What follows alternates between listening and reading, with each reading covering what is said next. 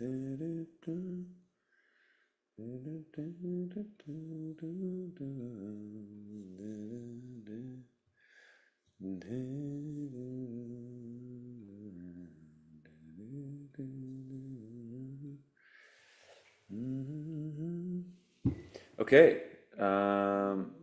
Yeah, there we go. There we go. That was the problem. Kill that. All right. We're live. Hey, Paul. How you doing, brother? Dumpster ahoy. Greetings from Vancouver. Hey, folks. Good evening, Jim. Long time. So yeah, I haven't been making videos at all lately. Kind of life has gotten a little unpredictable, and and I've been having to focus on family mostly. And thank God that I'm in a place that I can do that and not be totally put out. So I haven't been making videos, and that's a really, really long story, very, very short. But I was actually going to shoot a video today. I started to shoot it. I put on my skis. That's a picture of the homestead behind me. I put on my skis and I did this little walk and talk, and my battery died on this stupid DJI camera I have, and I was like, ah, fuck it, I'll just do a live stream later. So it's been a while, and so yeah, here we are. Welcome, welcome. And I kind of wanted to just riff, like kind of do whatever tonight. No particular thoughts. I thought I'd watch the chat and see what you guys throw at me, but I can riff on a bunch of things. Um, I'm pretty stoked because we live in the house now, that house, though it's not completely finished. You can see there's no siding on it or anything like that, but it's been really, really nice living in this off-grid house that I've spent years designing and developing, even parts now that have just kind of come together. It's been so cool to utilize all of them. The thing that I'm most stoked about is my wood stove, because this house is it's very, very efficient. It's got the upstairs walls are R40 with proper 2x6 insulation, rock wool, and then another 1.5 inch rigid insulation on the outside. So actually, once the siding's finished, it'll actually have even more. It'll actually be R40. I don't think right now it's R40, but once we get the siding done, it will be. And the basement walls are R60 because they're ICF, insulated concrete forms, and it's bermed into the hillside. And then our roof is R80. So it's super, super efficient. And it's been really cool to play with the different systems in the house, because the house has a bunch of different systems. It has all these redundancies built into it, but it has a central air system similar to what you would have on in most homes, an HVAC system, furnace type thing. It's propane, but also has a heat pump. So when we have lots of solar, like on a day like today, this little image here was taken maybe a few days ago. It's been very sunny ever since the new year. And hey, Rogue Spear. And so it's been kind of neat to play with the different systems in the house. I thought I'd talk a little bit about that tonight if people find that interesting. But yeah, so in the house, there's propane tied to the main HVAC system, central air, just forced air. That forced air system also has a heat pump.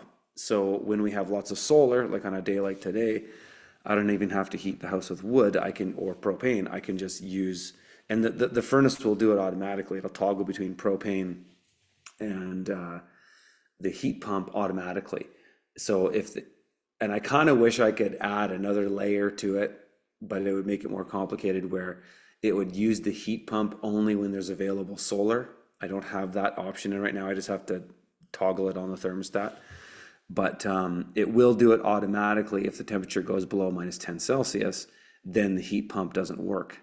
That's why heat pumps are not really a good solution for a heating system if that's all you have, because if you're in Canada, it gets colder than -10 in most places over winter at some point. So it has to then switch to propane.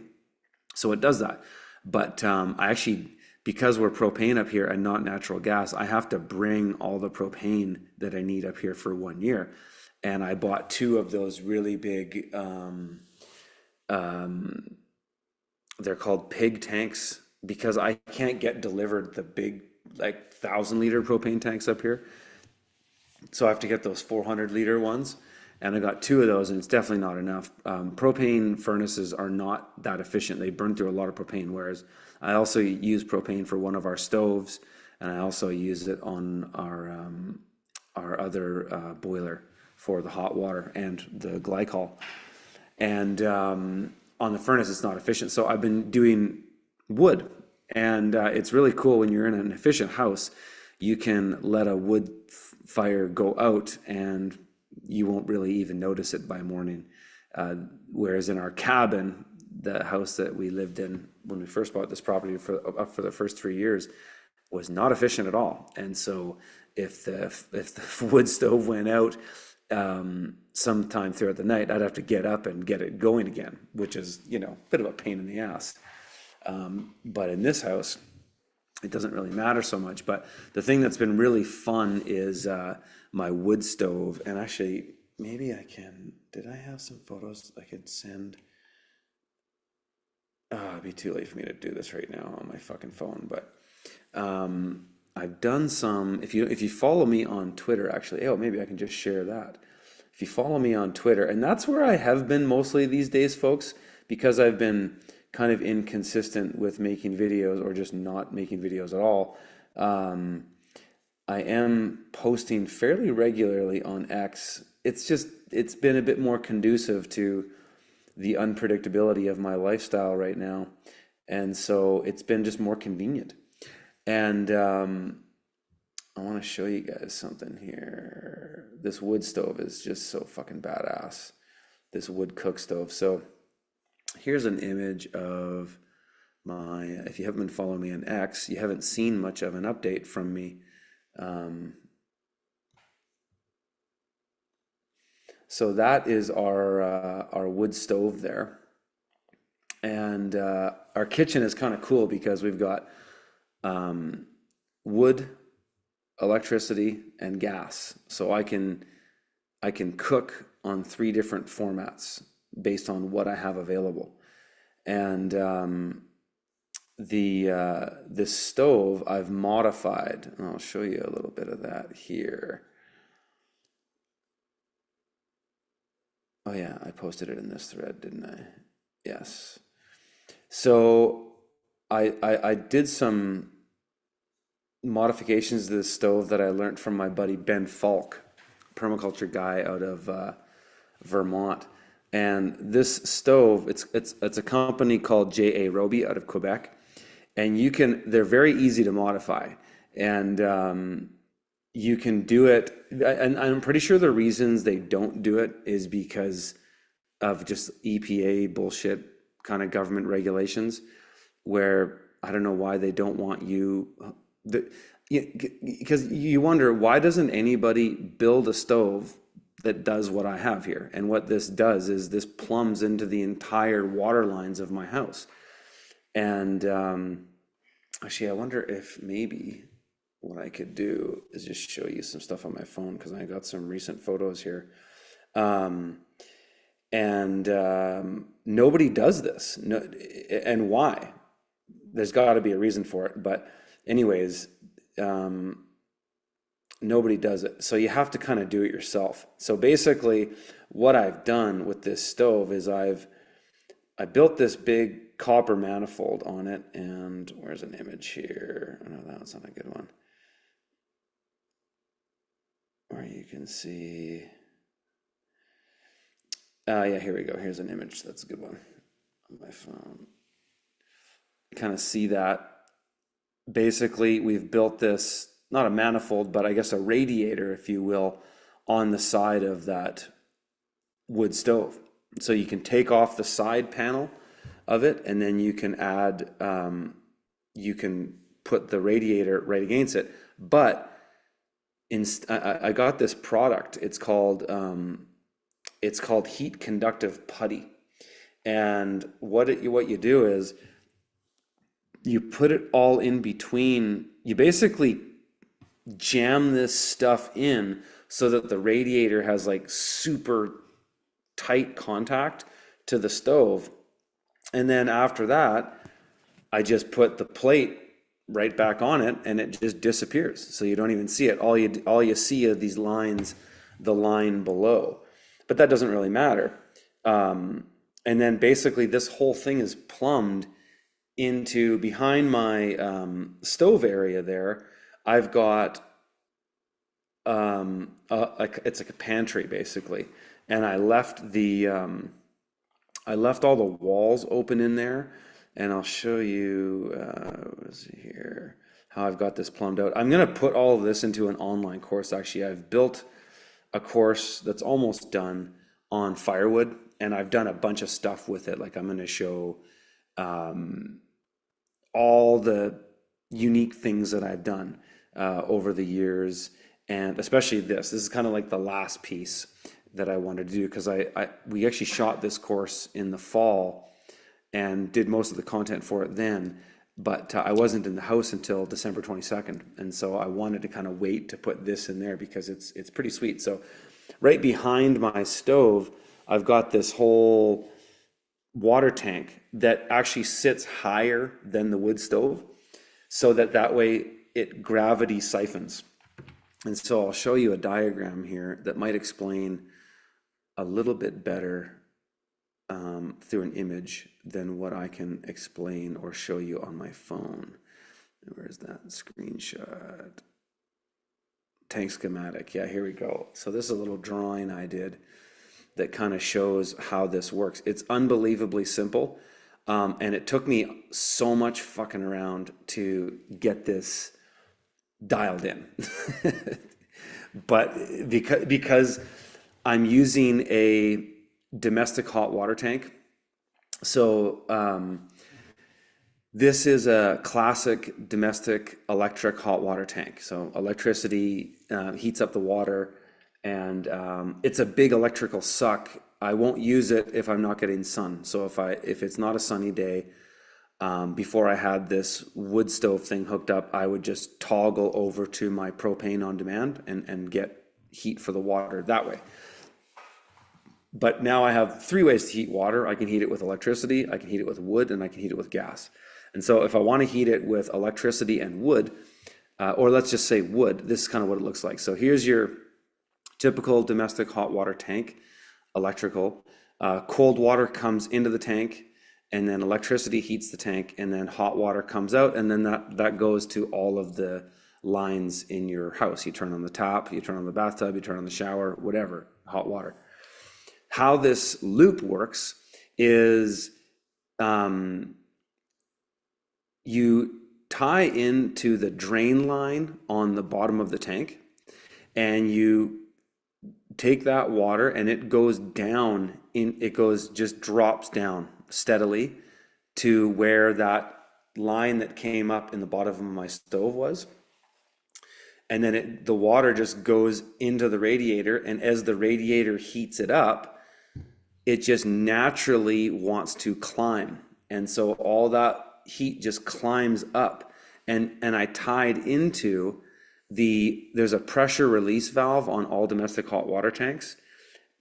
You can screw it off, and I put a T in there. So I just used stainless steel fittings, teed off, put the PRV, the pressure release valve, or TMP they call them, on one side of the T, and then the loop from the hot loop in.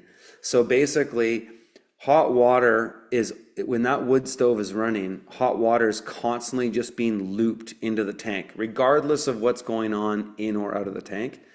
That's what's happening. And so it's amazing, because basically with this thing, I've been able to, when it's cloudy, say, which we've had the odd couple cloudy days since the new year, but not many. It's mostly sunny. But when it's cloudy, I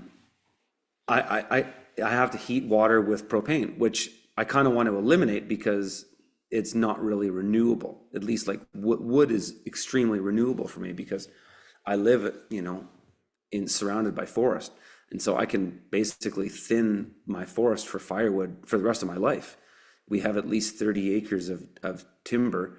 And so if I manage the forest well, I've only managed 2 acres of it so far. But if I manage it well, my children should be able to continuously harvest wood from that forest in perpetuity, and the trees will regenerate in that time. And they say you need 7 acres to sustainably manage a forest for a family in perpetuity. So 30 acres is more than enough. And so I love this idea of just having wood because I love it. I just love wood heat. I like the chores. I like it. And it's nice to have wood heat in an efficient home, unlike my cabin, which was extraordinarily inefficient.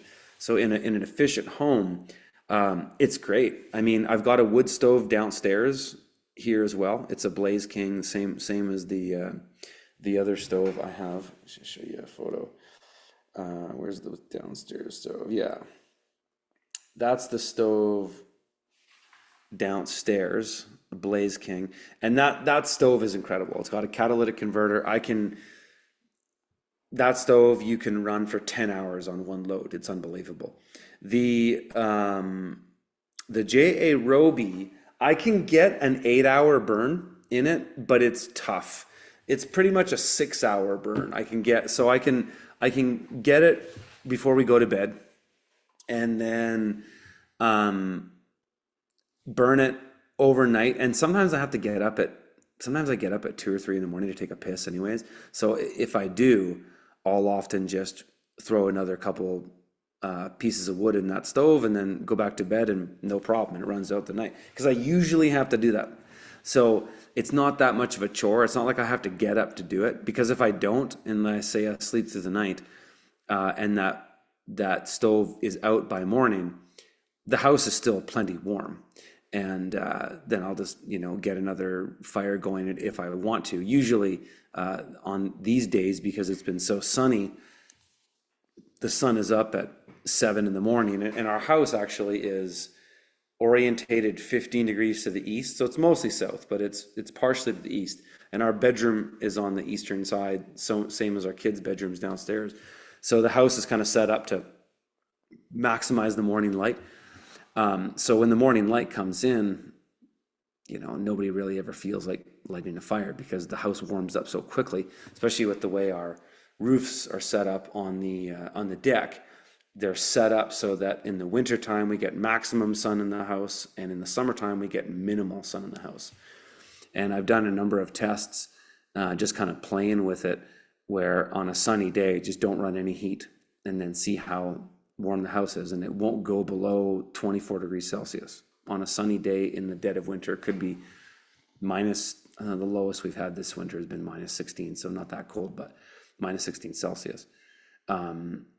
So it's pretty good. And so it's been kind of cool to play with all this stuff. One thing I really want to get into, I had this project called a sand battery that I was going to do a couple of years ago, and I'm hoping I can circle back to it this year, which is to basically create a battery out of sand that, because at this time of year now, even I have more electricity than I can use. Good thing I can dump any excess electricity into my car. That's the kind of the main reason I have a Tesla. Is I have a truck too, but a gas truck. But you want to have, when you're off grid and you've got a big system like I do, you want to have a place to dump electricity when you have nowhere else to use it, because otherwise you're getting a slower return on investment on your system. So it's good that I can dump it into the Tesla, but even there's times now where I've got more electricity than I can use there. And this is where this idea of this sand battery is going to come in, is that I'll be able to dump electricity into this sand silo, if you will. It's sand with a 2-inch copper coil through it that you pump air through it. and then you have electric resistance coils underneath it, and you can just dump heat and heat and heat and heat into it. It would be insulated by about a foot of insulation, so it'll be kind of like a big cylinder. And I'm planning to put it in my house actually, because sand can stay stable past 1,000 degrees Celsius.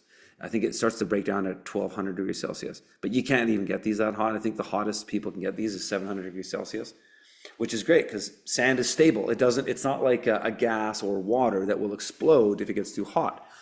So you can just dump heat, dump heat, dump heat.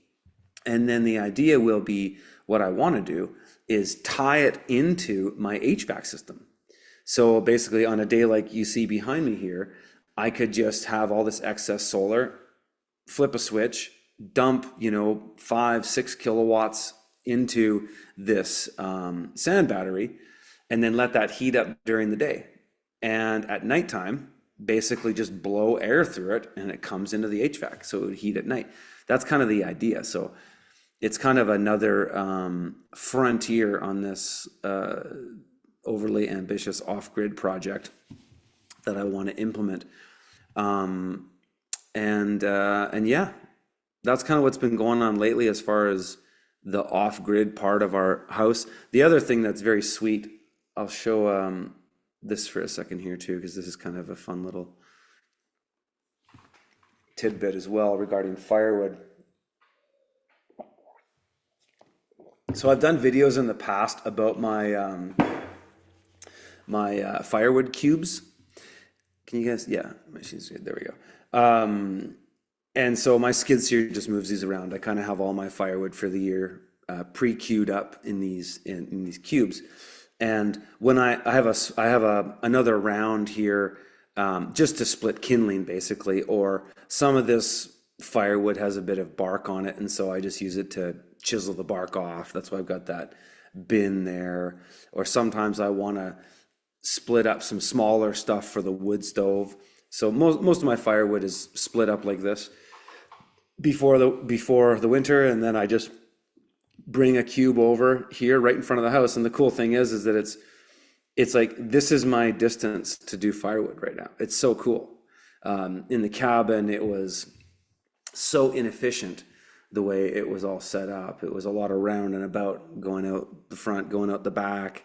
When you have a design that was intended for a specific purpose, it's so cool to finally implement it, because that's what my whole homestead was designed around, basically just around this center thoroughfare here. Where am I here?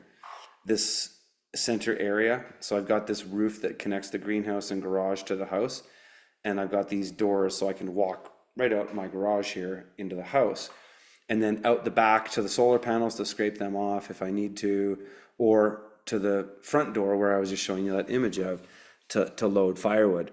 And so it's really cool because we get a lot of snow up here, and I can essentially not have to move snow anywhere in order to do the things that I need to do just to keep things going. Whereas when we were in the cabin, I'd have to plow or shovel pathways all the time just to do the most mundane things.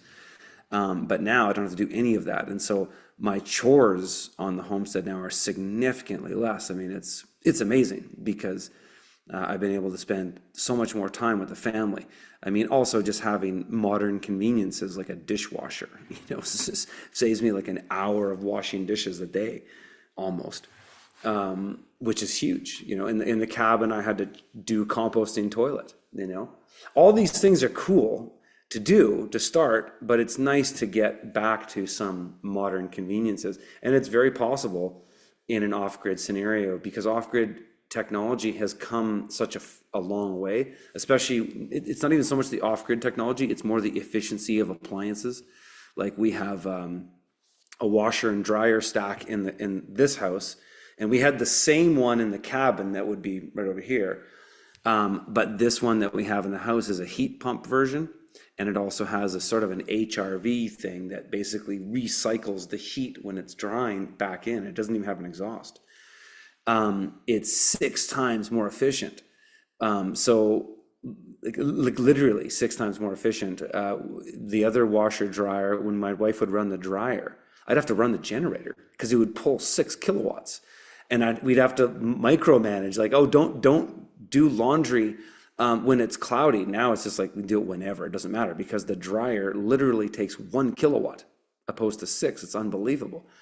So things like that, you know. Some of the lighting in the house is LED. I hate LEDs. And we have incandescent and red lights. We're actually kind of getting more into doing that, but more with lamps.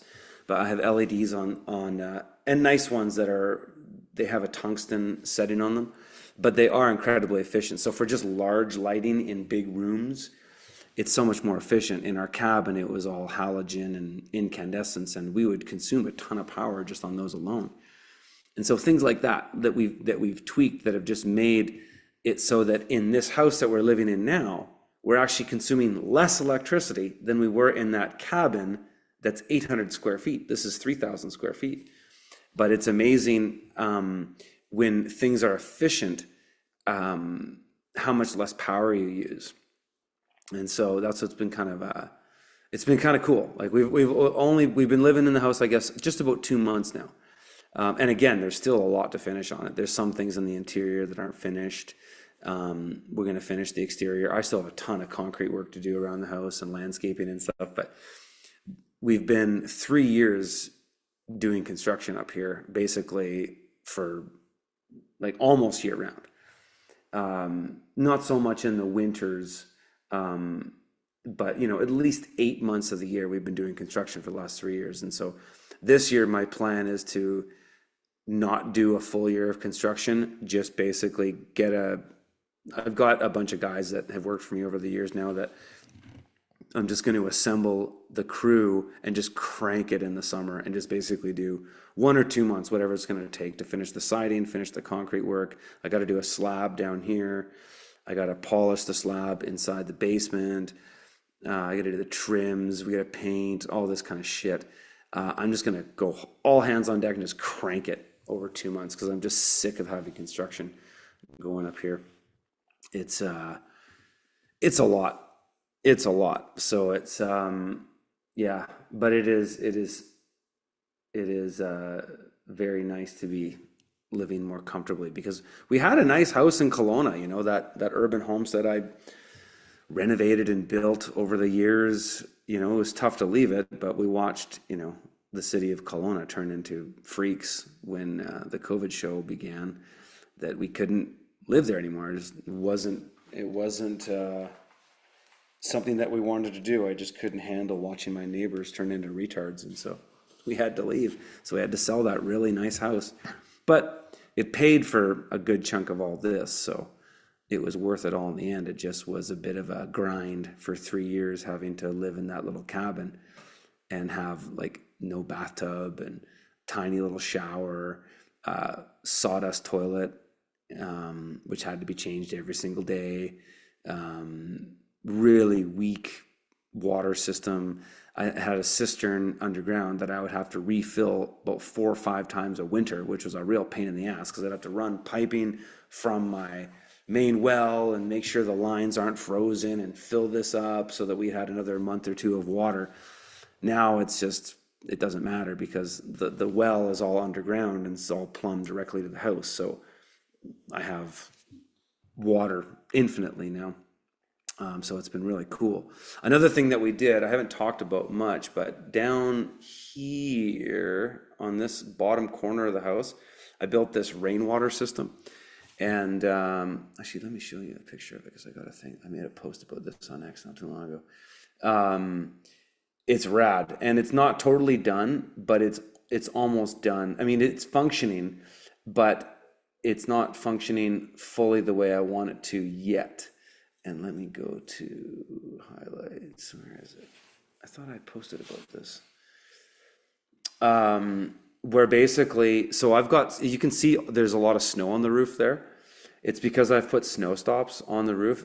And the reason for that is I actually want to hold the snow so that it doesn't fall out the back and then you got to deal with it, which I had to before I put those snow stops in, which sucks.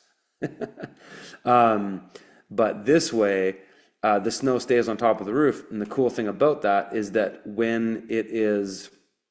um, when the temperature wax and wanes, so you'll get, even today, it got up to 4 degrees Celsius today, so just above freezing, and things melt. And so all of the gutters for this whole building, both these buildings, I've directed all the water to come out at this corner. And so it all fills into two large cisterns. And I've built this, where is it here? Yeah, this sort of water shack.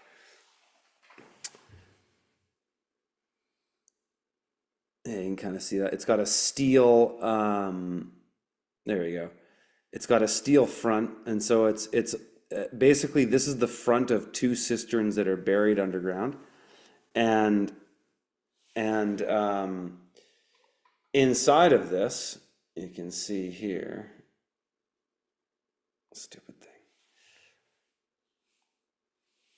You can actually see all the plumbing, and it's all insulated, and it hasn't gone below 3 degrees Celsius in there, even at -16 at night. And so those big black pipes are the spillovers. So whenever the cisterns are full, they'll just spill over and it runs out through a culvert. And then that white piping is another way to drain it. But these two cisterns are basically connected with a 2-inch line. So I have one cistern. They're basically just chained together. And it is plumbed into the basement utility room of the house. It goes underneath the slab. And so there's a 2-inch line that goes, oh no, it's a 1¼ inch line that goes underneath the slab to those cisterns. And I can prime it by simply just dumping water into that line to connect with the cisterns, open up a valve, and then boom, I've got water that I can pull in the house from down there. And so the reason I've done that is it's like an emergency, well, it's got a bunch of different functions actually. One is that those cisterns are tied into the main water infrastructure that basically can irrigate anywhere on my entire property. I've got lines that go everywhere. I don't ever have to irrigate my whole property, but it's more of a fire suppression thing. So I've got 1¼ inch line pretty much anywhere available on my main 40 acres. And it goes to my ponds too. So on a rainy day in the summer, when I've got in a rainy day in the summer, we don't get a ton of rain up here, but when it rains, it pours. Those tanks will be filled up in an hour. And then they're just spilling over and they're just going through that culvert. But I could essentially turn on a pump and then pump that water into my ponds. So I could just be taking all the water from my roofs into my ponds with a little bit of electricity, which I have ample of during the day in the summer, even if it's cloudy. We have more than enough solar than we can use. It could also be redirected in any of the lines to fight a fire. That water could also be used. I'm going to tie in a manual pump. So when this line comes in from these underground cisterns into the utility room of the house, where that primed line is, I'm going to put just a crank pump onto it. So it'll just divert the water to that. And then I could just literally manually crank the water like this and pump up my pressure tank. And then I could go turn on the tap for a few minutes or something like that. And then you'd have to go and crank it again. But the point being is that we would have an emergency water source that even without electricity, I could get water. Because in order to pump water from my well, which is kind of right around here, and then there's a 8-foot deep line that goes into the back basement of the house, it requires 2 kilowatts of power, which is quite a bit, especially if you don't have any power. And so that's what that'll allow me to do is I'll be able to manually get water also from another source. So it's kind of just the flexibility of having options. And so I've often said, when you want to be off grid, you really want to think about redundancies. So, everything's great until it doesn't work. And that's one of the biggest challenges. It's kind of the most unsexy thing to talk about being off grid, but it's just really the hard reality is you can make all these great plans, all these great systems, but there's going to be a time when it doesn't fucking work and you're going to be frustrated as hell. And so it's in those times where you want to have a redundancy, because what if you can't fix that thing at that moment, but you need water or you need electricity? What do you do? So it's to have multiple sources. So on our property, we have many different ways to get water. One is directly from the well. Another one is to harvest the snow melt, which is the original water system that was here, that is connected to a shallow pit well. And I can pump from that pit well manually. I can put a bucket down into it, and I can fill up a large 40,000 liter cistern that's underground and winterized. And that was the water system for the cabin. That water system is also tied into the entire water system of the house and everything else. So I can move water around in many different ways. I can capture rain or snow melt off the house. That's a third way of doing it. So we have kind of 3 ways of getting water on this property, which is really cool. And so, yeah, it's kind of things I kind of geek out on. But yeah. What are you guys saying? I'm looking in the chat here. Allodial title? No, there is no allodial title in Canada. That's bullshit. There is no title. That's a whole rabbit hole. I won't go down on that one yet, but maybe we can get into it. Curtis, was your property granted? No, the whole land patent thing in Canada is BS. Well, I'll say it's BS until somebody shows me theirs and shows me that they were able to get that squared up with the land titles office and they have stopped paying property taxes. I'll believe it when I see it, but I haven't seen it. And I actually have my land patent. I got it's called the land deed grant. I got my original land deed grant for my property. It's fuck all. It's what do you do with it? How do you get the establishment to recognize that? And again, that comes with this whole thing of, do you want to win or do you want to be right? And you want to sit there and yell at the system and say, we should be able to be sovereign beings and do whatever we want. It's like, yeah, okay, you can say that, but what if they don't care? So it's a big conversation. Maybe we'll get into it.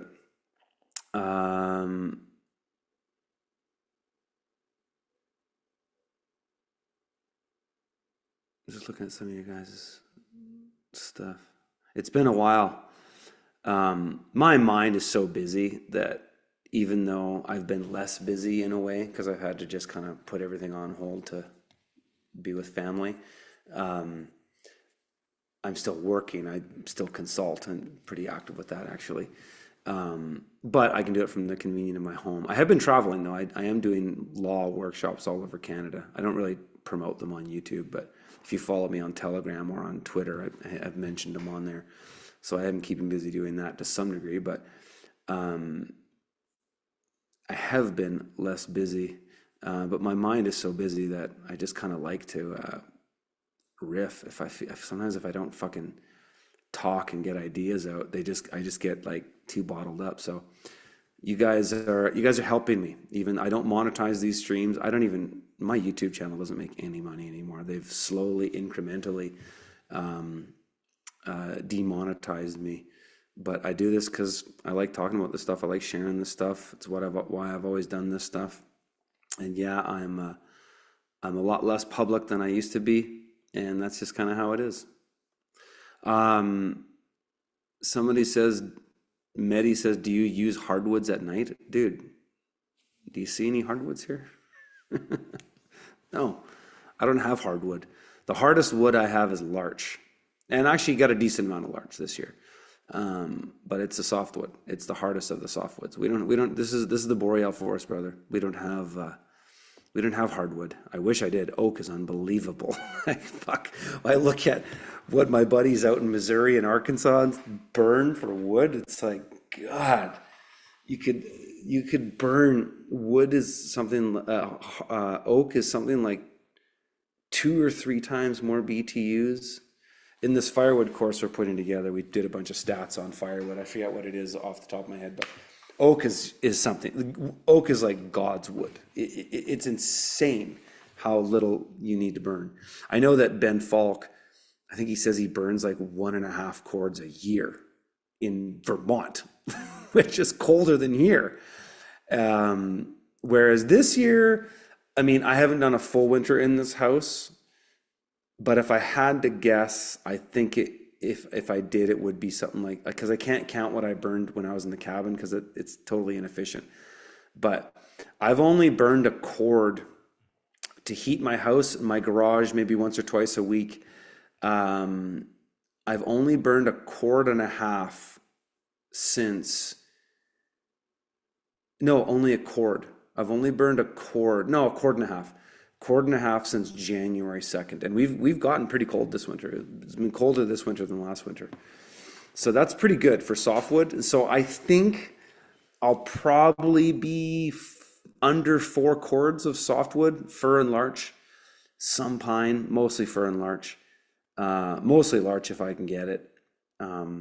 But 4 cords of softwood for a zone 5 in a 3,000 square foot house and heating my garage here where I am right now on the backside of this greenhouse, it's pretty good. So yeah, solar fluid heat transfer is way more efficient than PC, but Canadian weather. Yeah, the problem with that, yeah, you're right. But then you need all the infrastructure for it. That's the problem. That's why I don't do solar thermal, is because I already have all these panels. Now I'm gonna sorry, my nose is itchy. I have all these panels. Now I got to put up more panels. And then I got to do all the plumbing for that. And plumbing's expensive, man. For me to plumb all the copper, and you don't necessarily need copper for all that, but all the copper plumbing I've done for my stove project in the house has been over $1,000. I remember I bought 20 feet of 3/4 copper tubing, bought a bunch of fittings, all stainless steel, some TMPs, some joints, and I did all the soldering and all that kind of stuff. And man, unbelievable how expensive these things are right now. Holy shit. So it's not really that, it's not efficient when you think about that. I mean, that's the thing that people often miss when they think about setting up off grid, is they go, oh, you got to do this and you got to do that. And it's like, yeah, at what cost, at what time, at what amount of effort. And so sometimes it's easier to keep things simple and streamlined.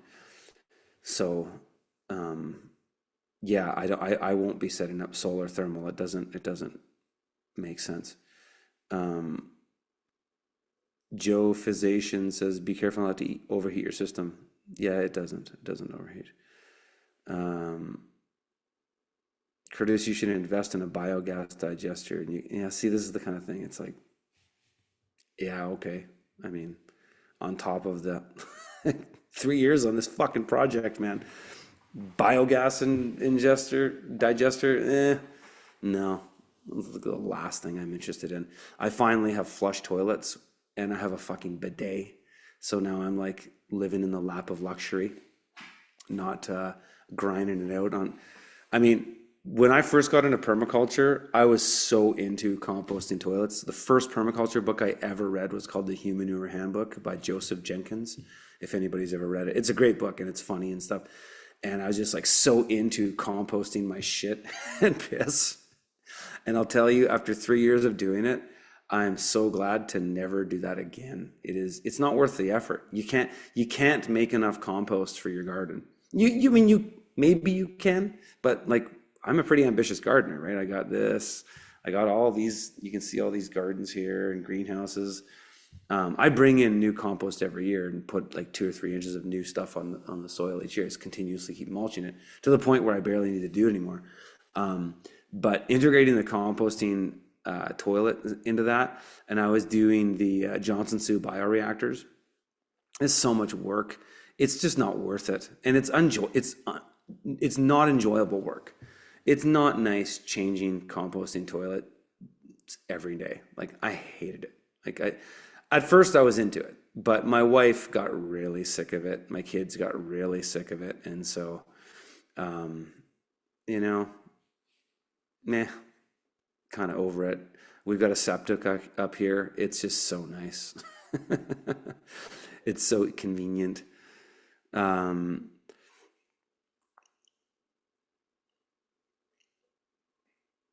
just looking at more of you guys' comments. What magnitude of volume are you looking at for the sand battery? Would they be useful in smart cities? I think they are used in some smart cities. I think the original idea came from a city in Holland, or the Netherlands, and I don't know if it's a smart city or not, but the size I'm thinking is, I don't know, I got to do some tests, but it's probably going to be maybe a 3 feet 30 inches wide. What I'm thinking about doing for the base of it is getting a big stock boiler, like a 30-inch wide stock boiler, like the ones that you put over propane, and then using that as the base, and then building some kind of cylinder up around it, maybe from the inside, could be even a culvert that goes inside of it and then goes up to get this maybe 5 feet tall, and then you'd have your coil through there that comes into the bottom, cold air from the bottom, coils through the sand, comes out the top, something like that. But we'll see, I get so stoked about these projects, and then when summer comes around, I end up getting too busy that I'm like, oh fuck, I can't imagine doing it. Whereas in the winter, there's more time to think about these things, and I kind of get excited about those. And but I'll tell you what, my wife is pretty sick of a lot of these projects. She just wants to live in the house and be comfortable. So yeah, feel free to throw questions at me and I'll just riff whatever you guys want to get into. Um, Snow is a great insulator. It is, yes.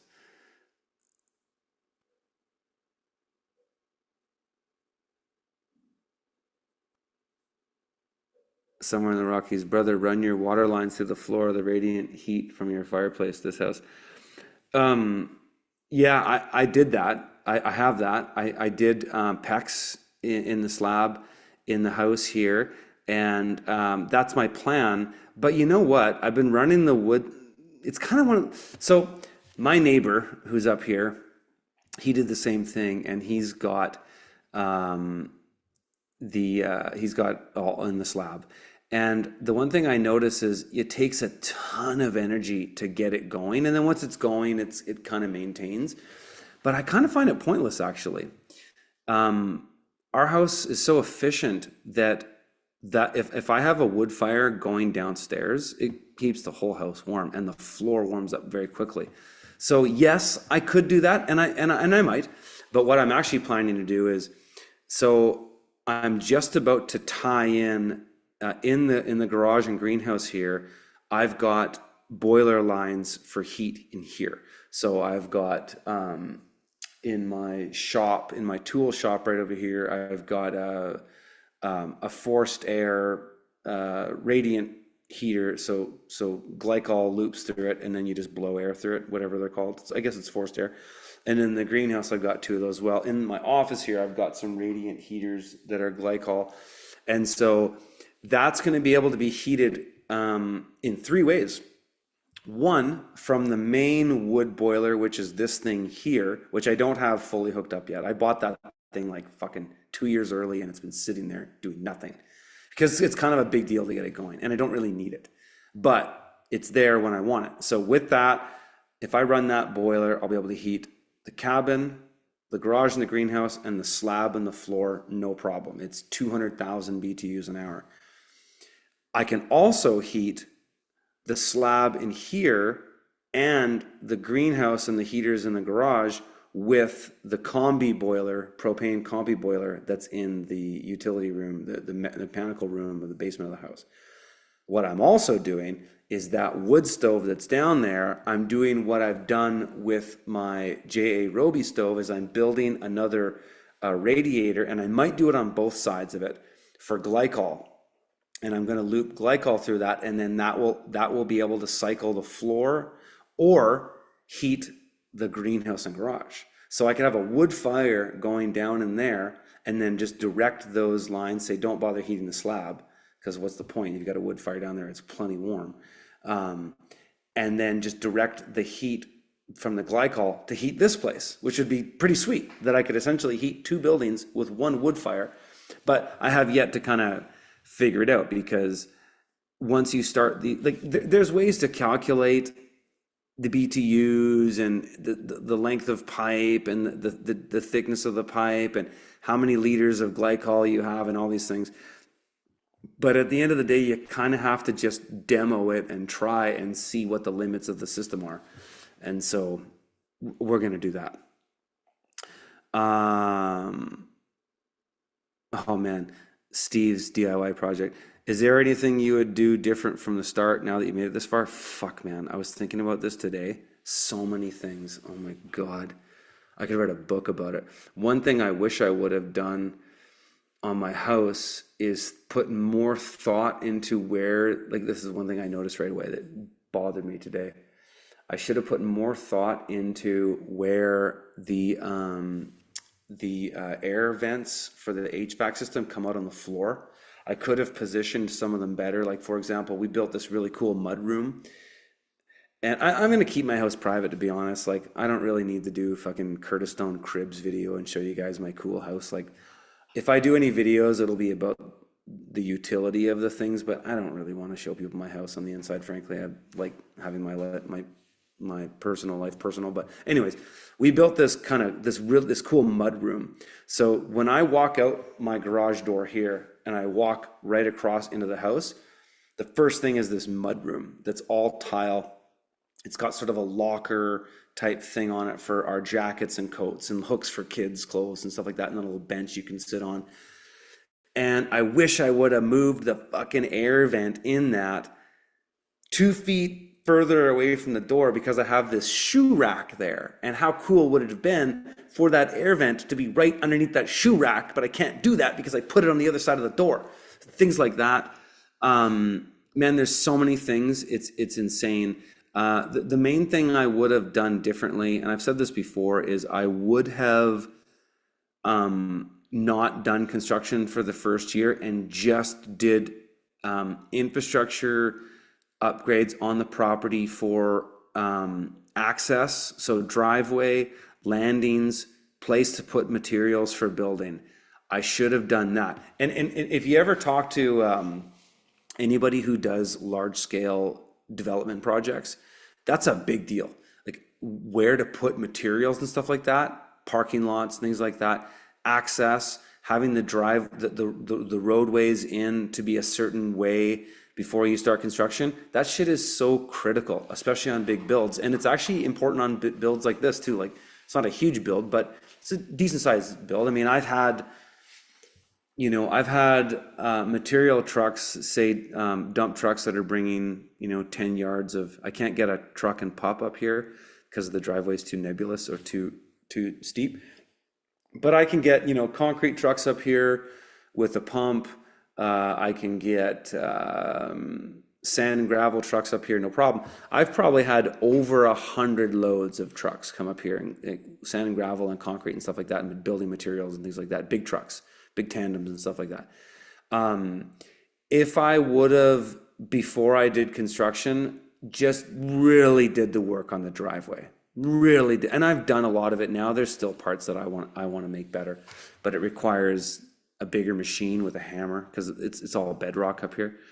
I should have done that and not done my first year of construction. Basically just had another year where I was commuting back and forth from Kelowna and just done machine work. Because I bought I have two machines. I've got a Kubota SSV 65, a skid steer, and I've got a wheelbase skid steer, not a track loader.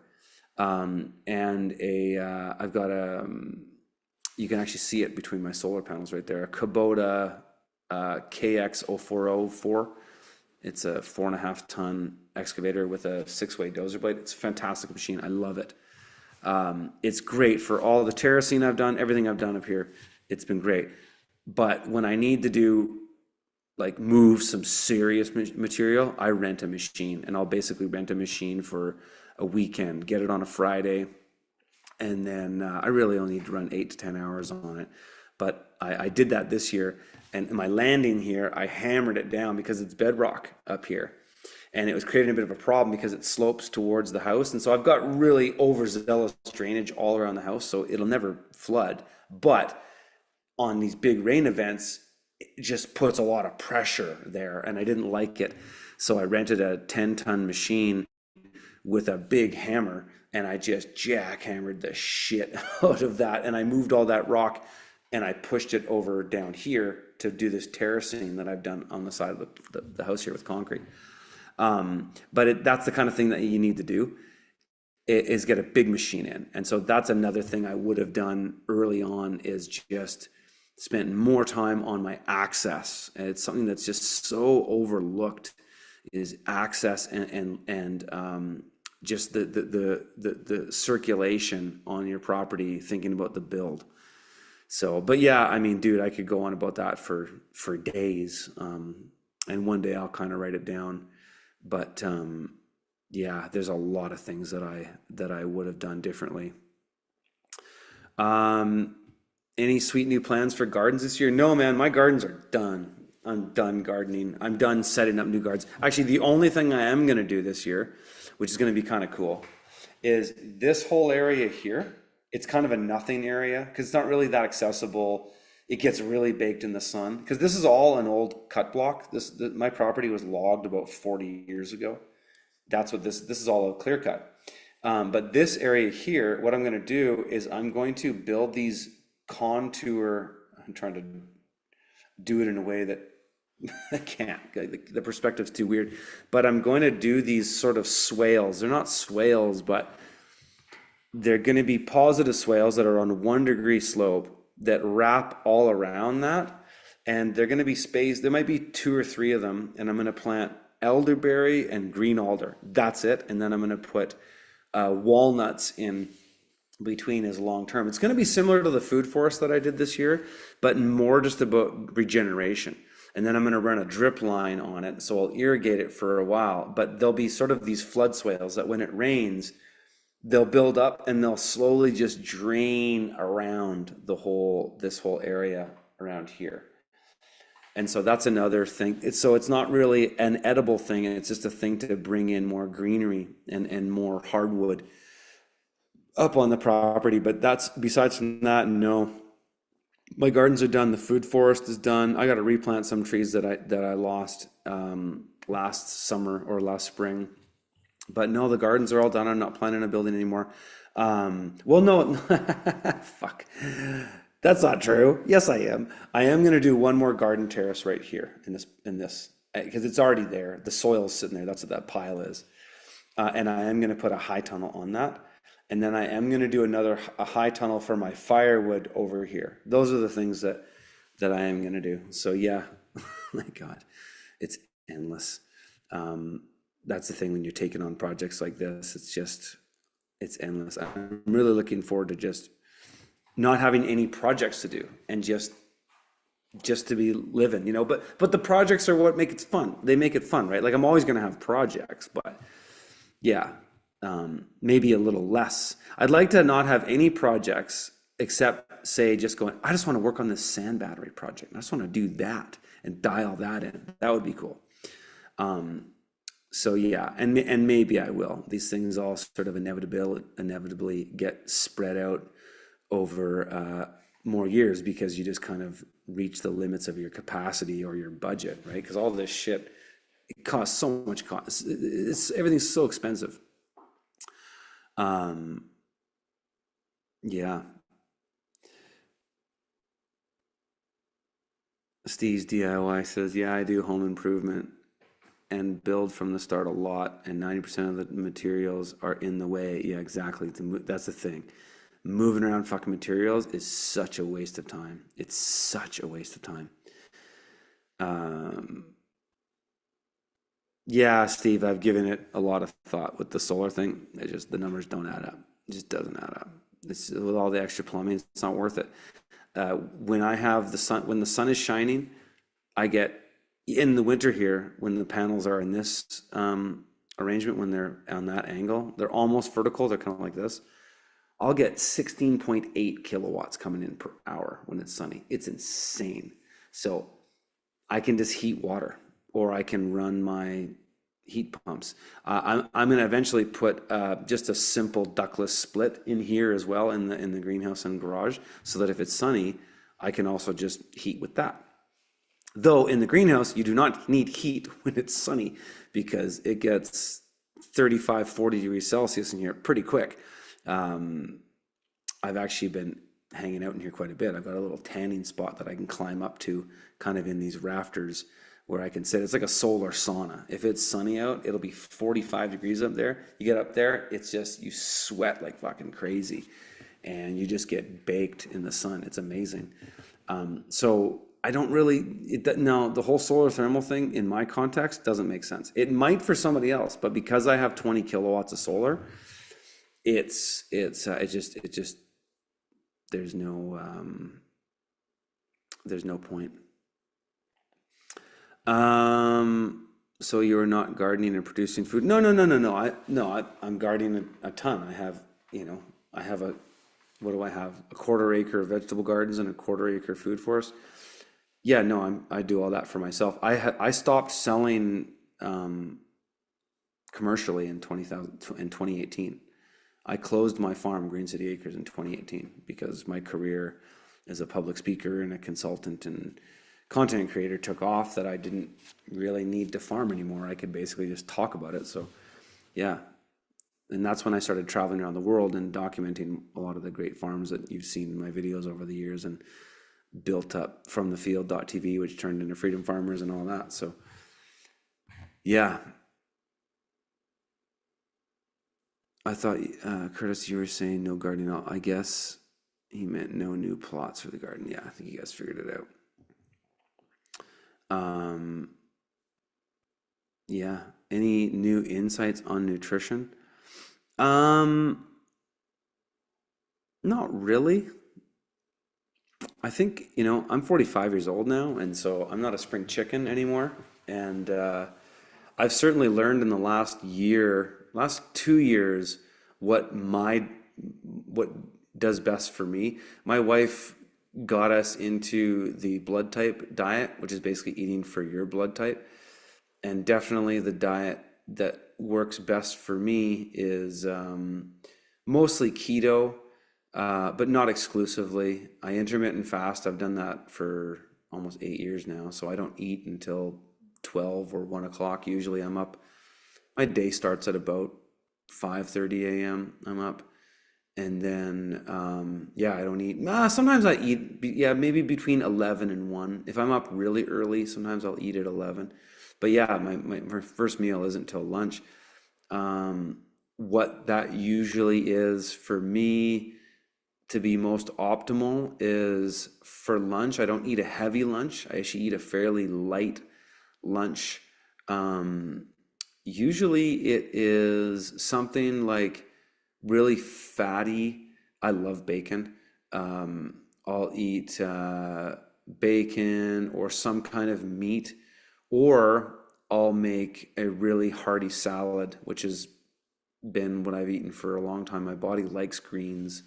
So I'll eat really shredded vegetables like cabbage from the garden, and lettuce, shredded carrots, shredded beets. Um, and then we sprout.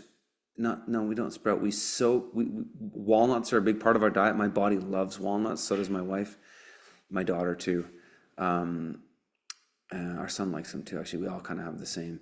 But so we'll soak walnuts and then lightly roast them at 120 Celsius for like 8 hours. So they're barely cooked, but they're cooked enough. And then, so we always stockpile walnuts. And then in my salads, I put basically bacon, all those veggies, bacon, walnuts, feta or cottage cheese, and then an olive oil based dressing. That's like my favorite thing to eat. I have coffee in the morning with butter blended. And then dinner we'll have like a bigger meal. And the only time I'll ever eat carbs in a day is at dinner. So I like potatoes. I don't eat a ton of them, but I will eat potatoes. I've got so many from the garden and the root cellar. Um, but yeah, dinner will be fairly meat heavy. There's always vegetables in there a bit, but mostly meat, and less and not a lot of carbs. Like I never eat bread. I can eat sourdough from time to time, but I prefer not to. But you know, if we have pasta or something like that, the odd time it'll be like a sourdough pasta, fermented sourdough pasta. Um, but yeah, no, my diet really hasn't changed a lot. I don't have smoothies anymore. I've significantly reduced sugar. Actually, the redness in my face, you'll notice I get, it's from liver poisoning. I figured that out. My buddy Andrew Kaufman kind of clued me into that. And so I started to kind of just get away from sweet things. And then I don't have it. I barely have it in my face anymore. Usually, and it would usually kind of flare up in the winter. It's a thing a lot of men have. Actually, I've noticed a lot of Anglo-Saxon guys like myself get that. I still have a little bit of it too, and it's from liver poisoning. And basically, so I've been kind of just keeping my liver clean by just not eating sugar. Um, I'll have sugars in fruits and things like that, but I won't add any sweetener. And I never was really one for white sugar unless it was like a guilty pleasure, like eating like a piece of cake or a brownie or something like that. Um, but it was for me, it was honey. I used to put honey in my coffee, so I stopped doing that entirely. And so my coffee's bitter. It's just black with butter blended in, a big thick chunk of butter. That's what I have in the morning. And then yeah, I don't really eat anything sweet. And so yeah, on my end, that's where some of the insights that have helped me. But the thing with diet, I believe it's very unique to the individual. Everybody's got different needs and different circumstances. We try to eat as locally as we can, not because we're like environmentalists, you know, I'm an environmentalist in some ways. Like I want to be a good steward of the earth, but I'm not a climate change hippie. I used to be, but I like to eat locally because I actually find that my body likes it. We like to eat seasonally. We eat more comfort foods in the winter and more fresh foods in the summer.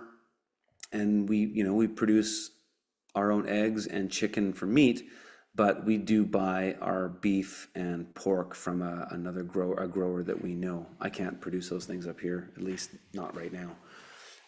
So we buy those things, but yeah. Anyone know about the ostriches? Yeah, those guys, they shouldn't have contracted with the Canadian Food Inspection Agency. That was their big mistake. They should have not done that, and they wouldn't have got themselves in that situation.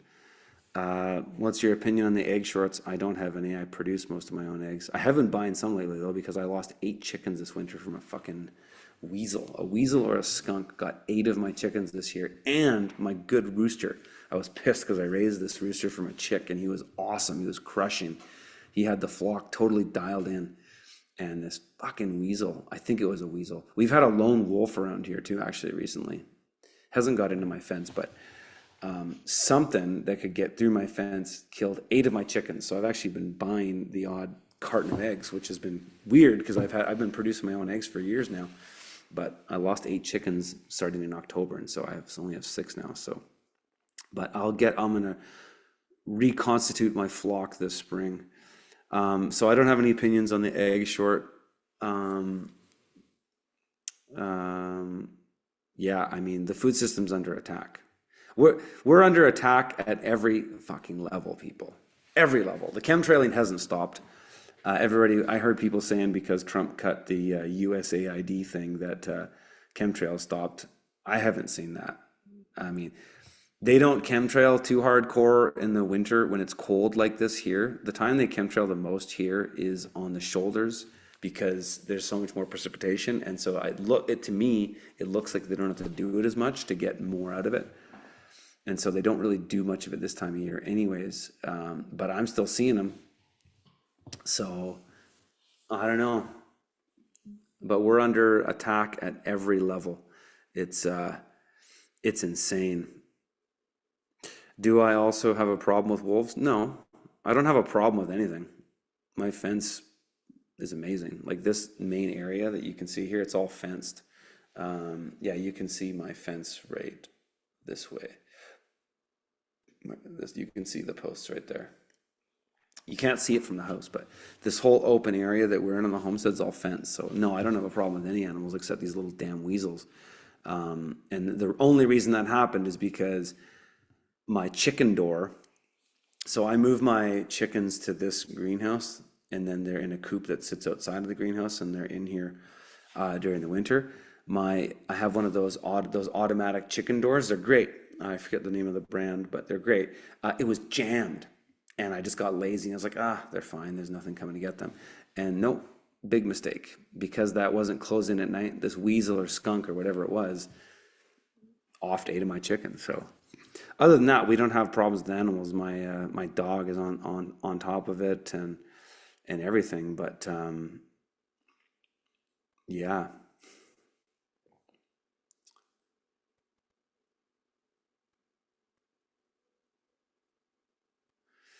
David says I can't go more than a couple hours without eating low carb. Yeah, I mean there's just so many things out there, man. Like even in the alternative health space, it's just there's so many fucking things. It's just insane. Um, there's so many cures for cancer. There's just so many ways to get to the same place. It's context is everything. And so I think that's where people often just lose it is they just think, oh, this is the thing and everybody needs to know about this thing, but it doesn't necessarily work for you because of your situation is unique. So that's what I say to that. Rose bushes. We have rose bushes here everywhere. Well, rose hips. They're just indigenous. They're native. Um, yeah.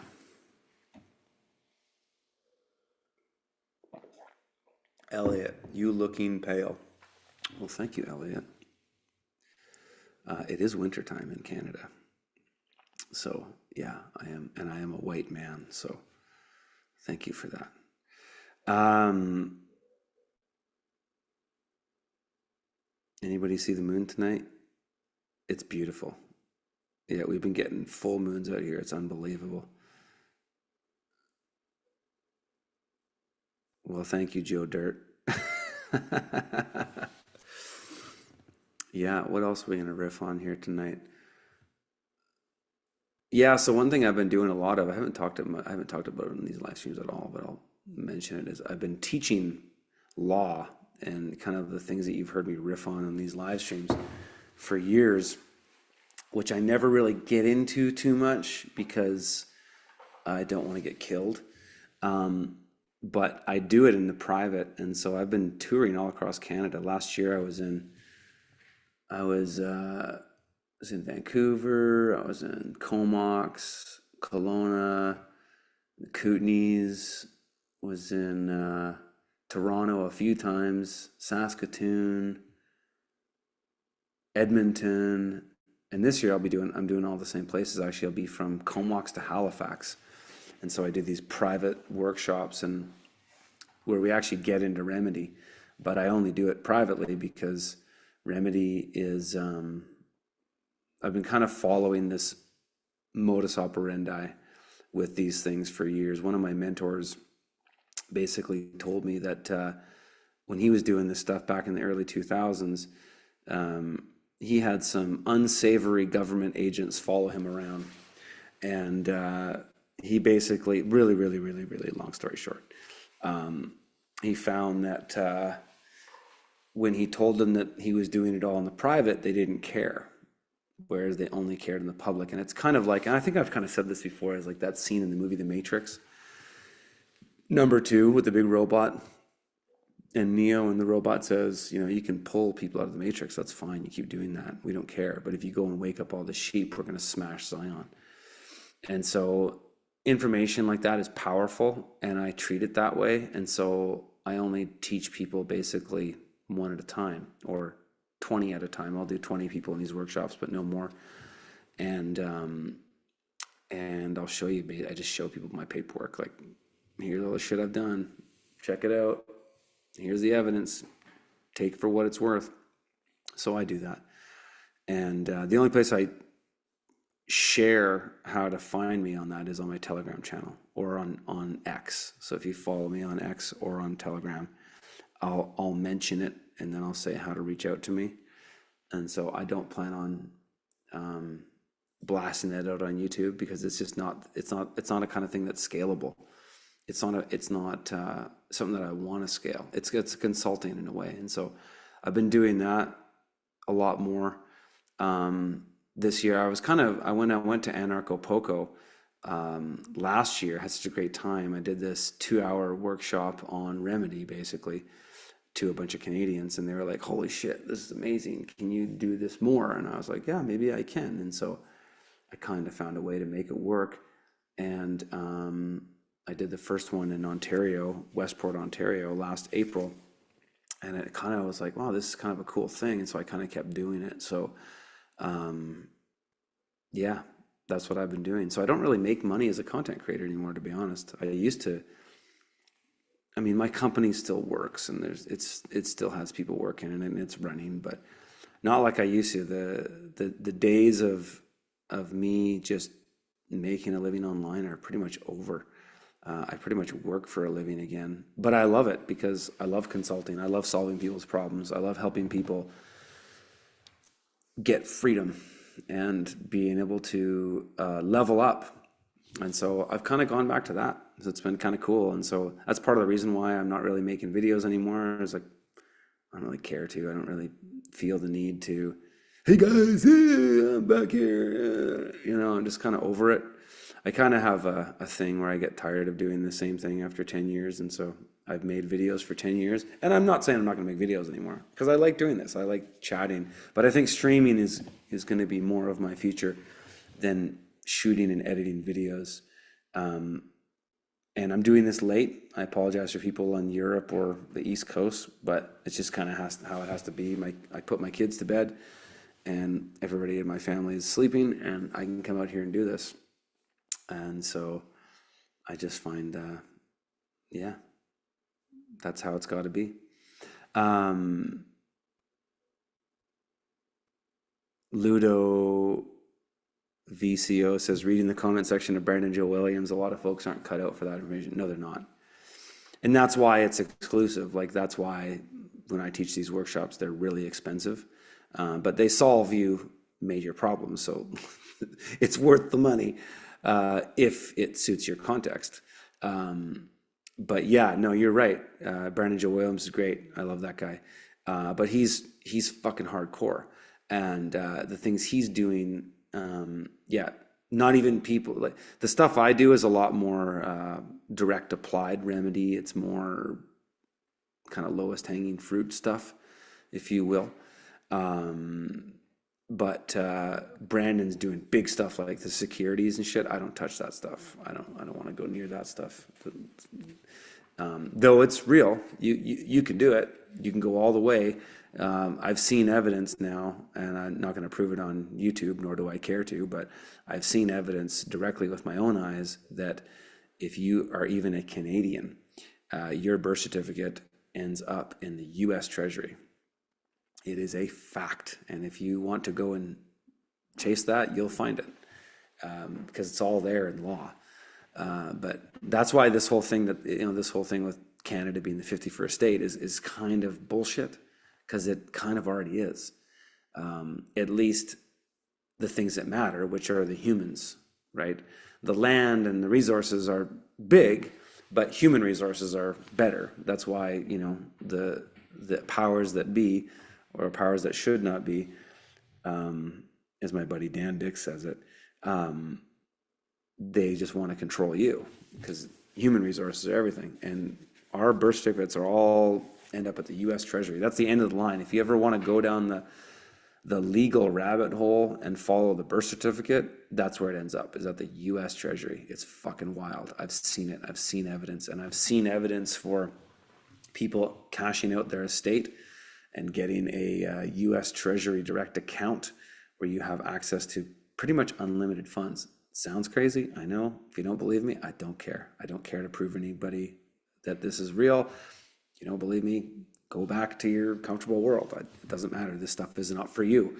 And even the law stuff in general is not for most people because it requires responsibility. It's kind of like living off grid. That's what I love about law, and that's what I love about living off grid is it's all just about responsibility. It's all about taking it into your own hands and owning it.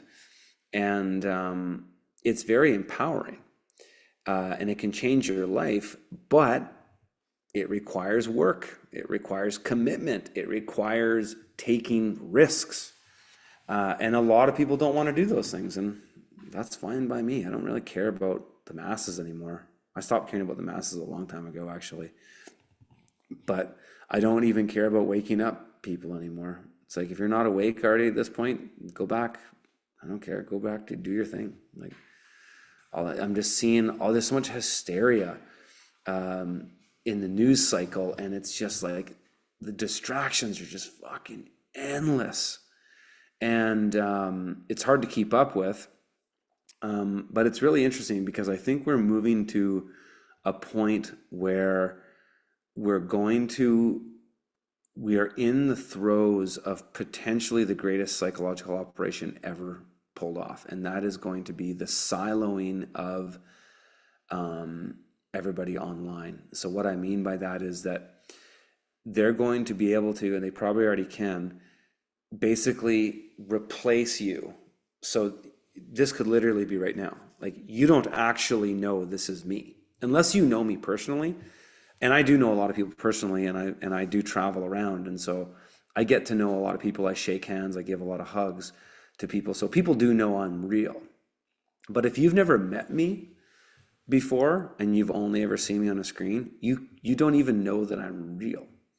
And so this is where things are going to get weird, especially with Twitter, because Twitter has now, or X, has fully integrated Grok, which is their AI, into it. And there's no question in my mind that that is harvesting a massive amount of metadata from everybody integrated into that platform. And YouTube does it to some, all the platforms do it. And so don't think that it's exclusive to that or this one's bad. They're all bad. It's just, is the lemon worth the squeeze? Like YouTube is worse than X in my opinion, because it censors you more. There's way more free speech on X. Like the things that you can find on X right now that you cannot find on YouTube is unbelievable. Especially, you want to have your mind blown, go listen to lectures from Hitler in English from AI translation. It's unbelievable. Go listen to Henry Ford talk about the JQ. If you don't know what that is, you can figure it out. It's amazing what AI is able to do, and think about what that can do to convince you that you're talking to somebody that is not real.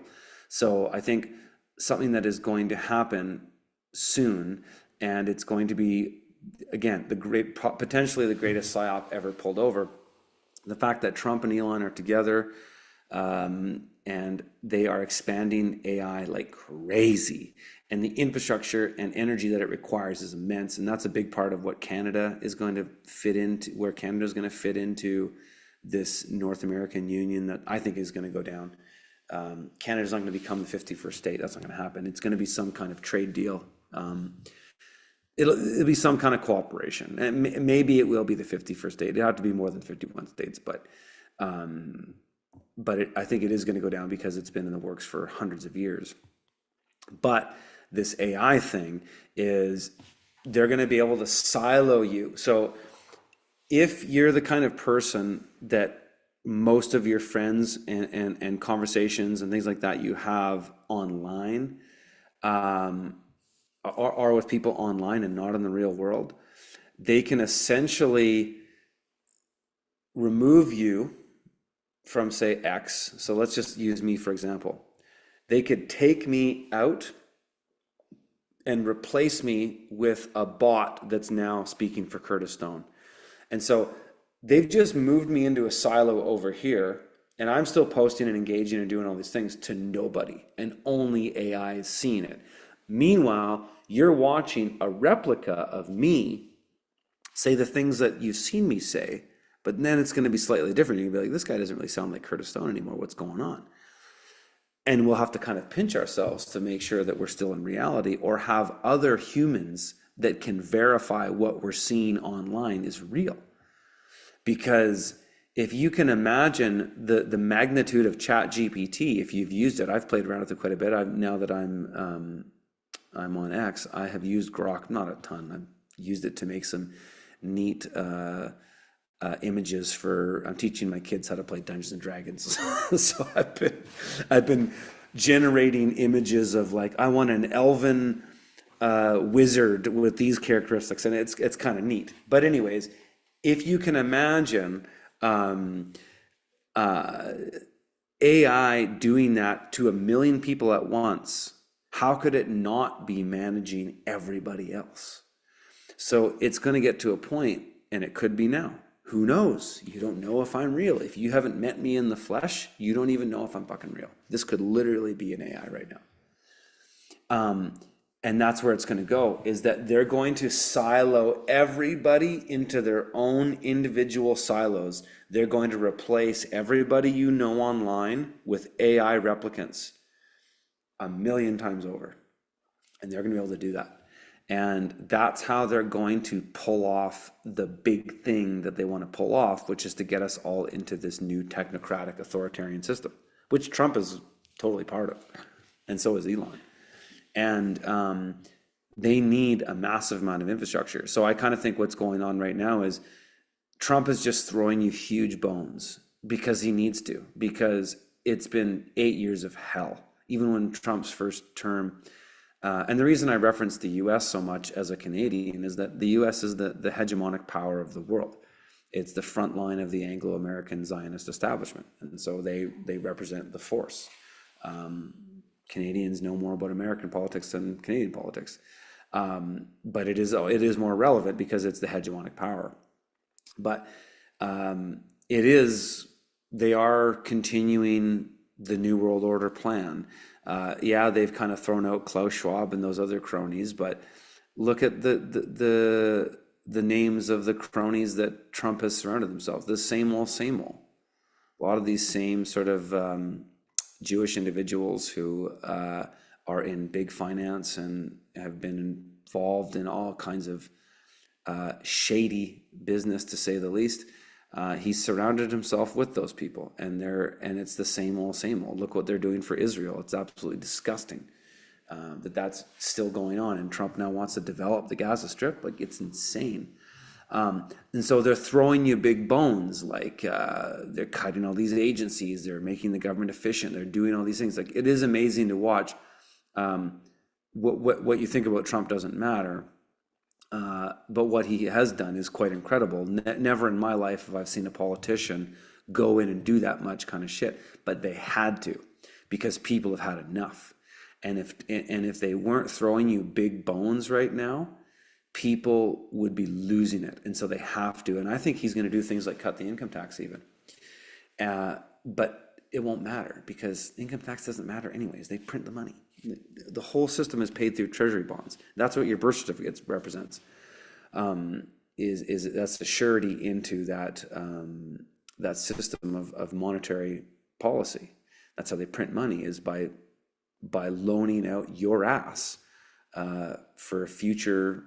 This guy will pay taxes in the future to pay the interest, and we'll borrow money based on that promise. That's how the whole monetary system works. And so they don't need taxes anyways. And so they're moving some big things around so that people will let the next stage happen. And it is going to happen. And that's my prediction. I could be wrong. I don't care to totally defend this position. It's just what I'm observing and what I'm seeing. I've been paying attention for 25 years now. These psyops and conspiracy theory rabbit holes that I've gone through, and then reading the law for 10 years and doing that. I've learned a thing or two about observation and how to observe and predict what these people are going to do. And yeah, that's what I'm seeing. So it's pretty interesting what's going on. Um,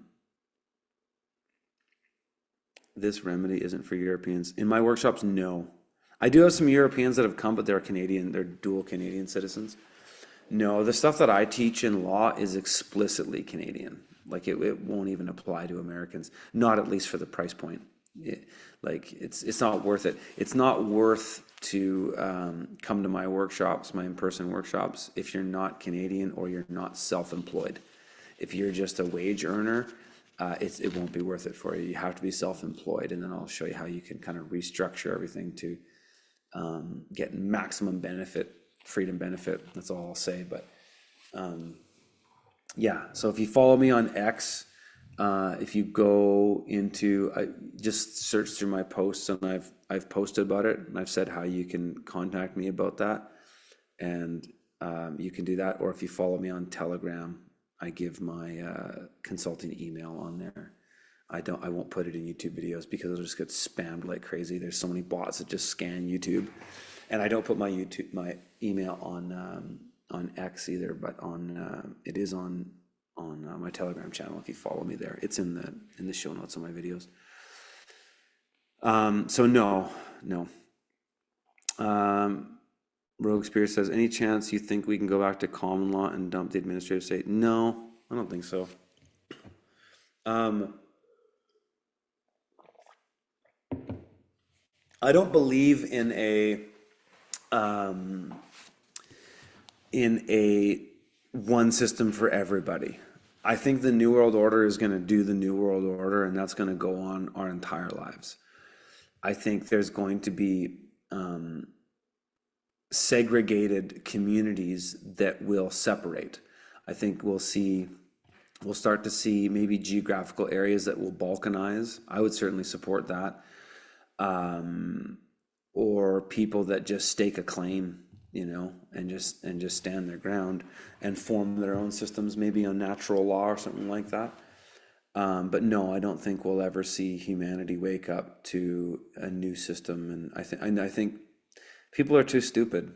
The average person is just too stupid, unfortunately. I wish that weren't the case. I wish there could be this spiritual awakening where people just wake up. But like, I just look around and I go, like, you fucking kidding me? People are still wearing masks and driving by themselves. Like, still. Not a lot. I don't see it out here, but I do travel. Like, when I go to Southern Ontario, oh my goodness. Oh my God. Like, it's a whole other world out there. It's unbelievable.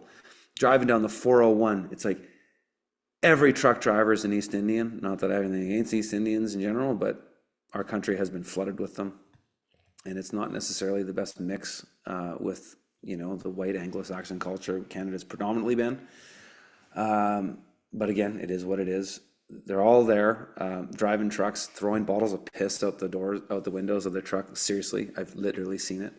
5G tower every fucking 2 blocks, stacked and packed, disgusting, ugly, communist-looking condominiums. It looks like hell. Like, Southern Ontario looks like absolute hell.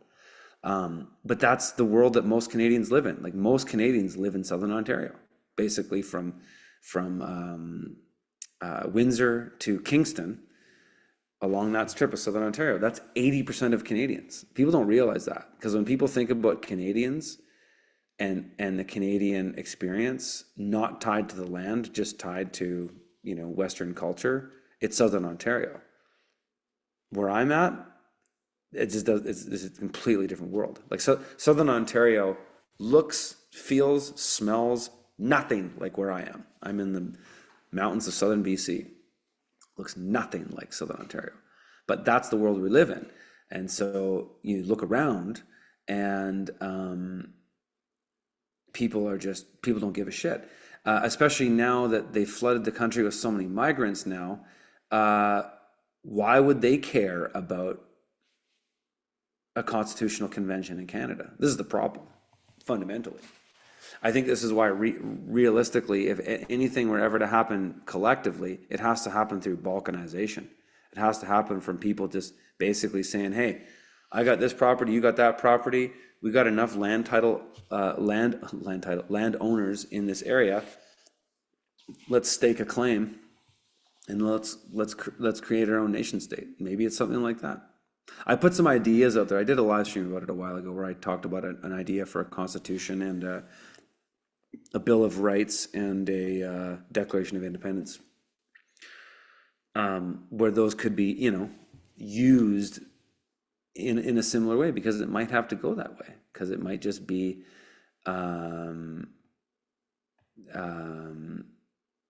that there's no other option if you don't want to eat gruel and take shots. You know? Matthew says, Canadian prepper looks like he's been taken over by an AI bot. He's a real dude. I hung out with him in Saskatoon. He's a great guy, Nate. I like him. Him and I have different opinions politically, but who gives a shit? Doesn't mean he's not a good guy. I like Nate. I thought he was a cool dude. And he's real. He's got a real serious operation too. He takes everything he does very seriously.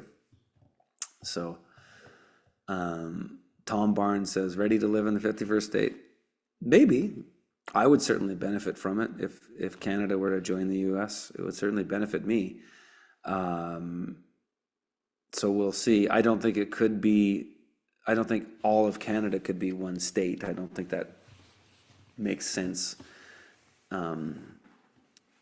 But if you're just being sort of facetious, and yeah, like I don't really care how it goes, because I have, because the way I'm set up, like I don't have debt, I don't have any mortgage on this property, whereas if Canada joins the US, Canadian real estate holders are fucked, because why would anybody buy a property in Canada at 3 times the value as the same property in the US in a warmer place?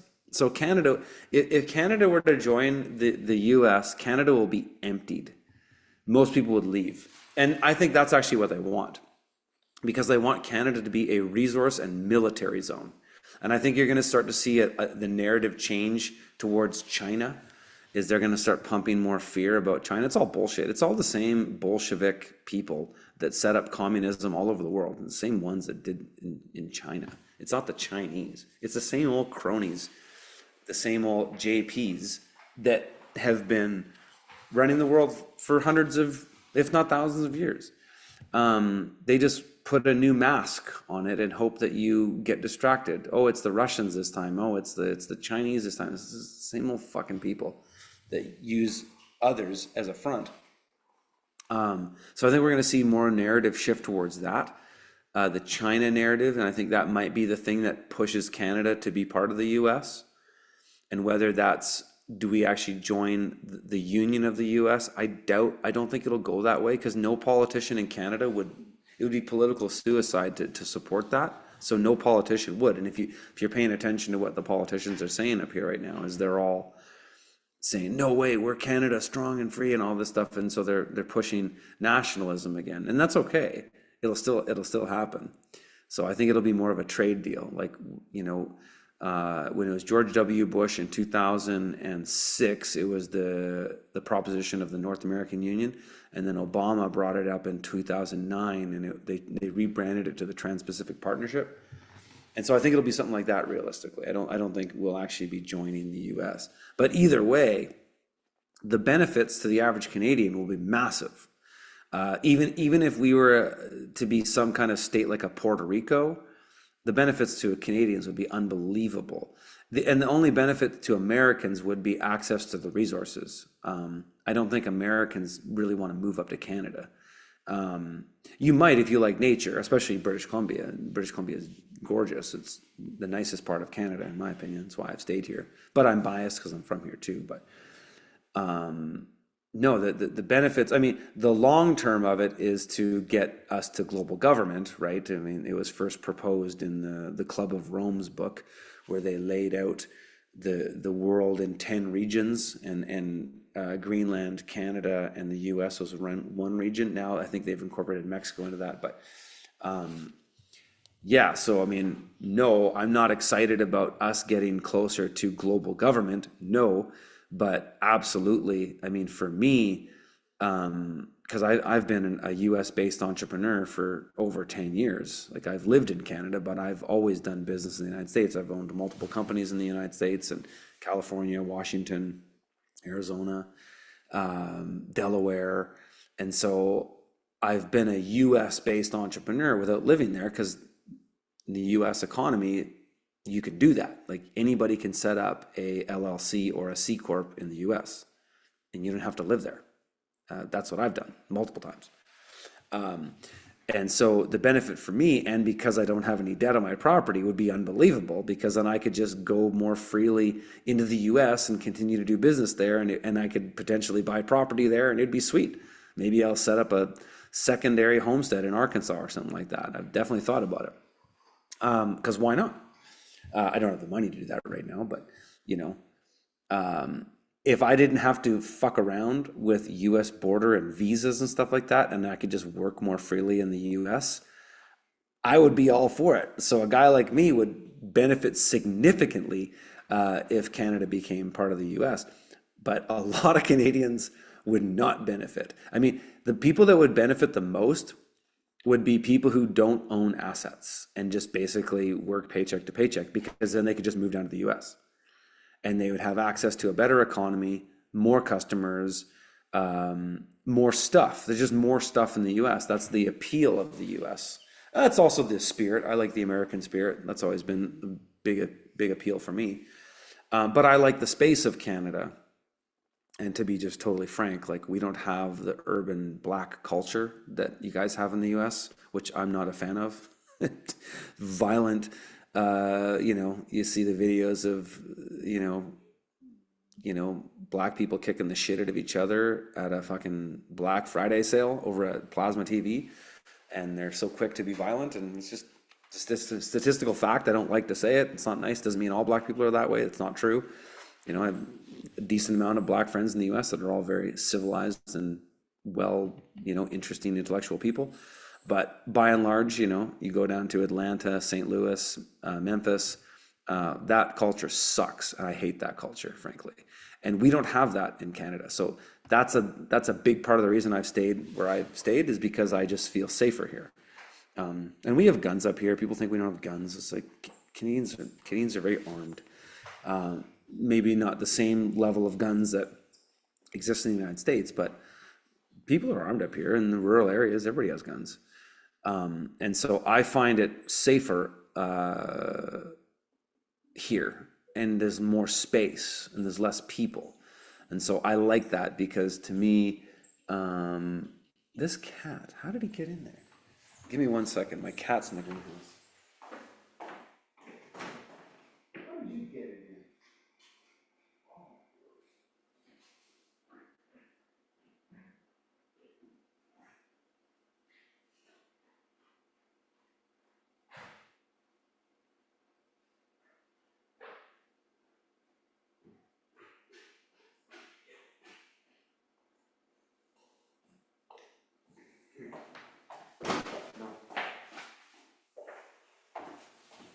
Sorry, my cat is annoying.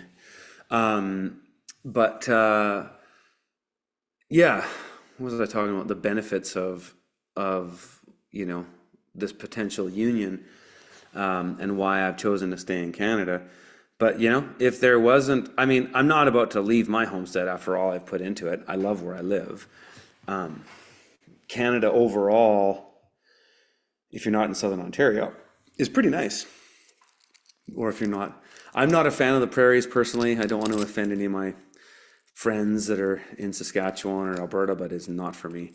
Southern BC is unbelievable. Like, we don't get that cold here. I like the snow. I like to ski and snowboard. I like the season changes. I like the space. I just don't like, in the US, it's just too many people. I just don't like that. But I love Americans. I kind of wish I had the best of both worlds. And if Canada were to join with the US in some way or another, I would get that because then I'm not very far from the U.S. border. I go into the U.S. fairly regularly, and I could just do it that much easier, you know. So for me, it'd be great, and for the average Canadian, it would be great too. It'd be as if people didn't own real estate, they could just go down to the U.S., have access to more jobs, have access to more of the economy, have access to more stuff. But then people who have all these over leveraged mortgages on overinflated properties will be hosed because nobody is going to pay $1 million for a single family home in a shitty city like Vancouver when you could spend $1 million and buy like a banger property in a warm state. Like what you can get for $1 million in Canada, you can go to Texas and get some of the more premium real estate in places like areas around Austin or kind of Northeast Texas. You can buy good properties for less. So that's the thing that will be interesting. If this does go down, it's going to really shake up the economy. Like I think it's gonna empty out Canada. And I think that's actually the point because they want the resources and energy that Canada has with hydroelectric, softwood lumber, oil and gas. They want that to power the technocratic AI revolution that is underway right now. And so I think it's inevitability.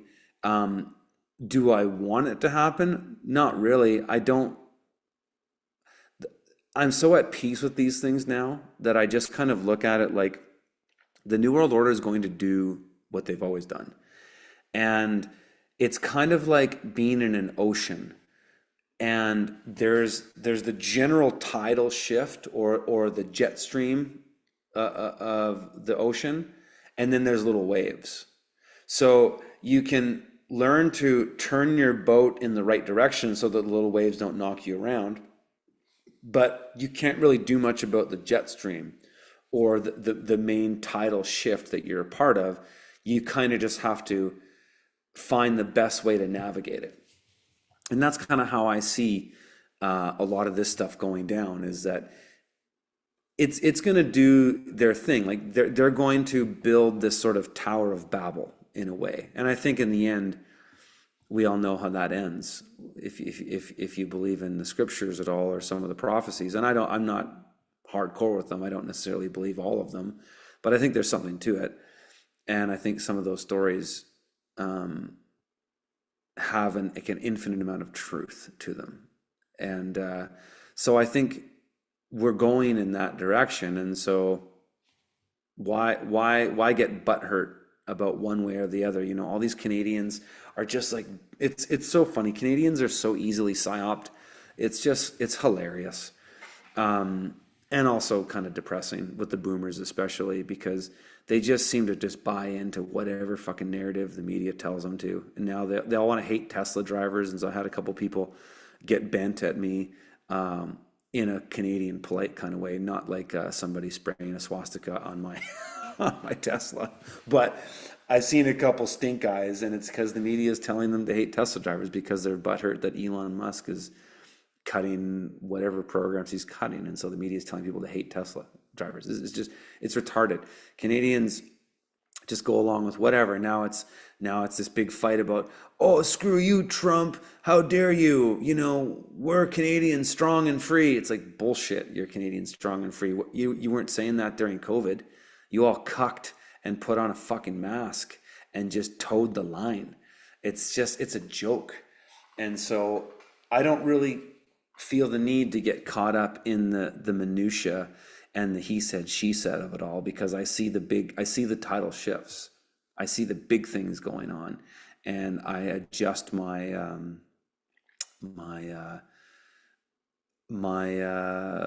actions according to that, to keep my family safe and comfortable and thriving. And I think we will thrive. We'll thrive through all this.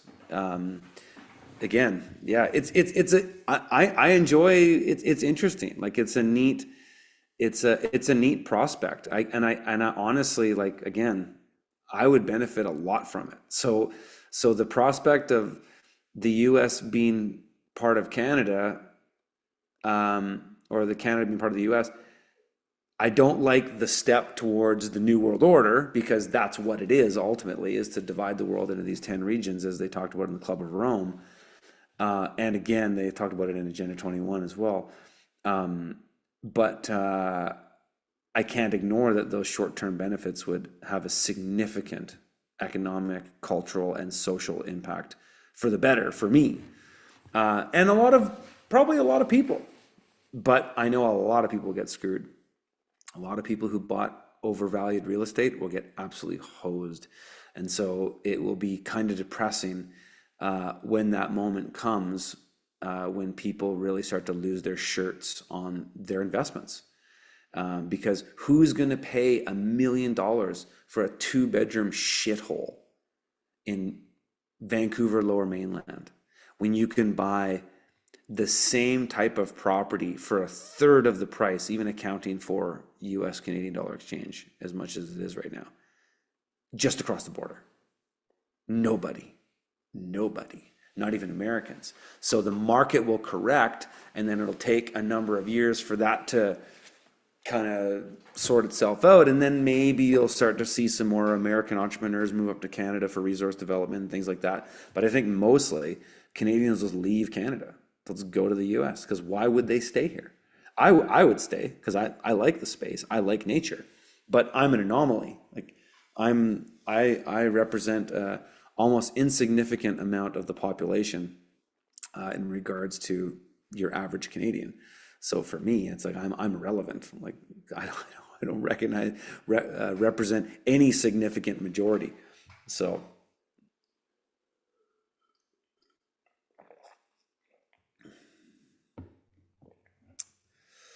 Steve says, "I wish more Canadian friends would listen to what you have to say." I appreciate that, but who cares?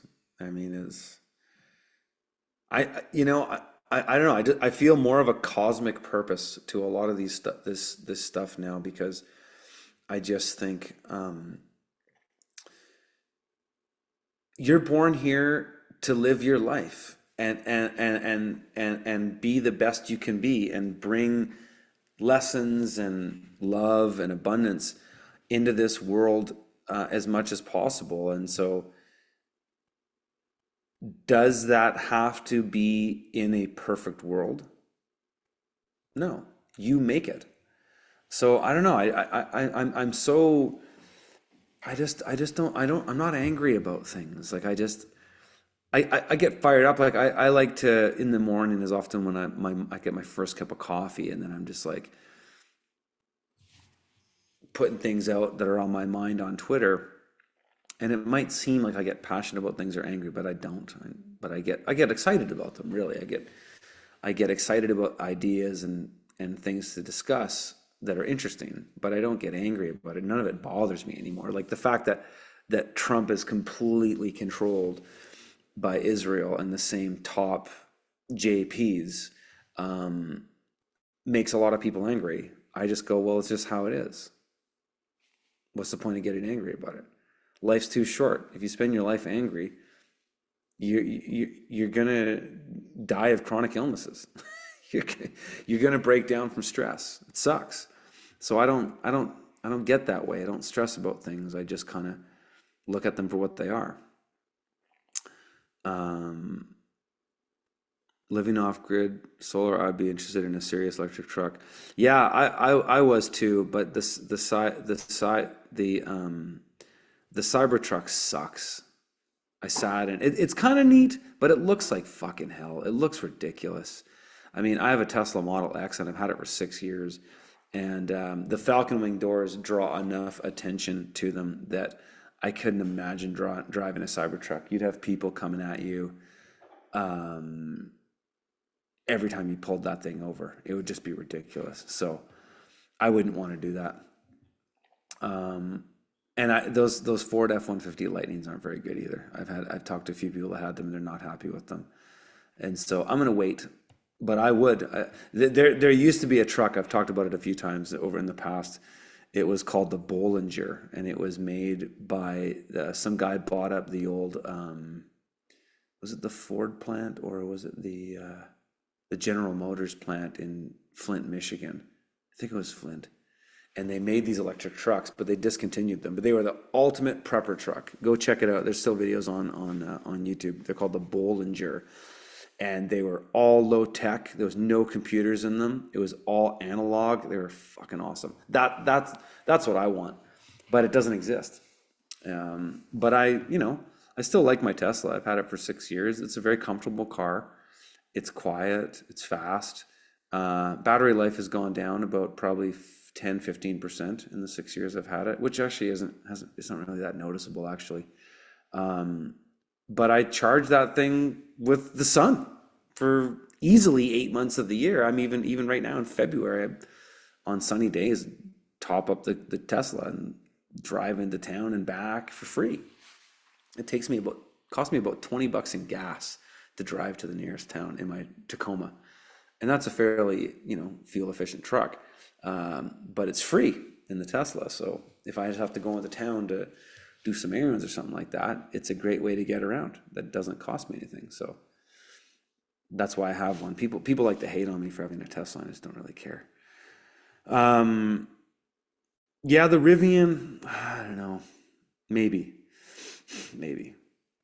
Any recommendations for homesteading in Newfoundland? Not really. Have I done a Newfoundland video yet? I don't think so. I have taken a long break from doing those homestead videos, and I will get back to it. But no, Newfoundland, generally speaking, would not be my choice for homesteading. My choices for Canada, want to have some fun with that? Want to pull up the, let's see here. Let's pull up Google Earth. My choices for Canada would be, I'll show you.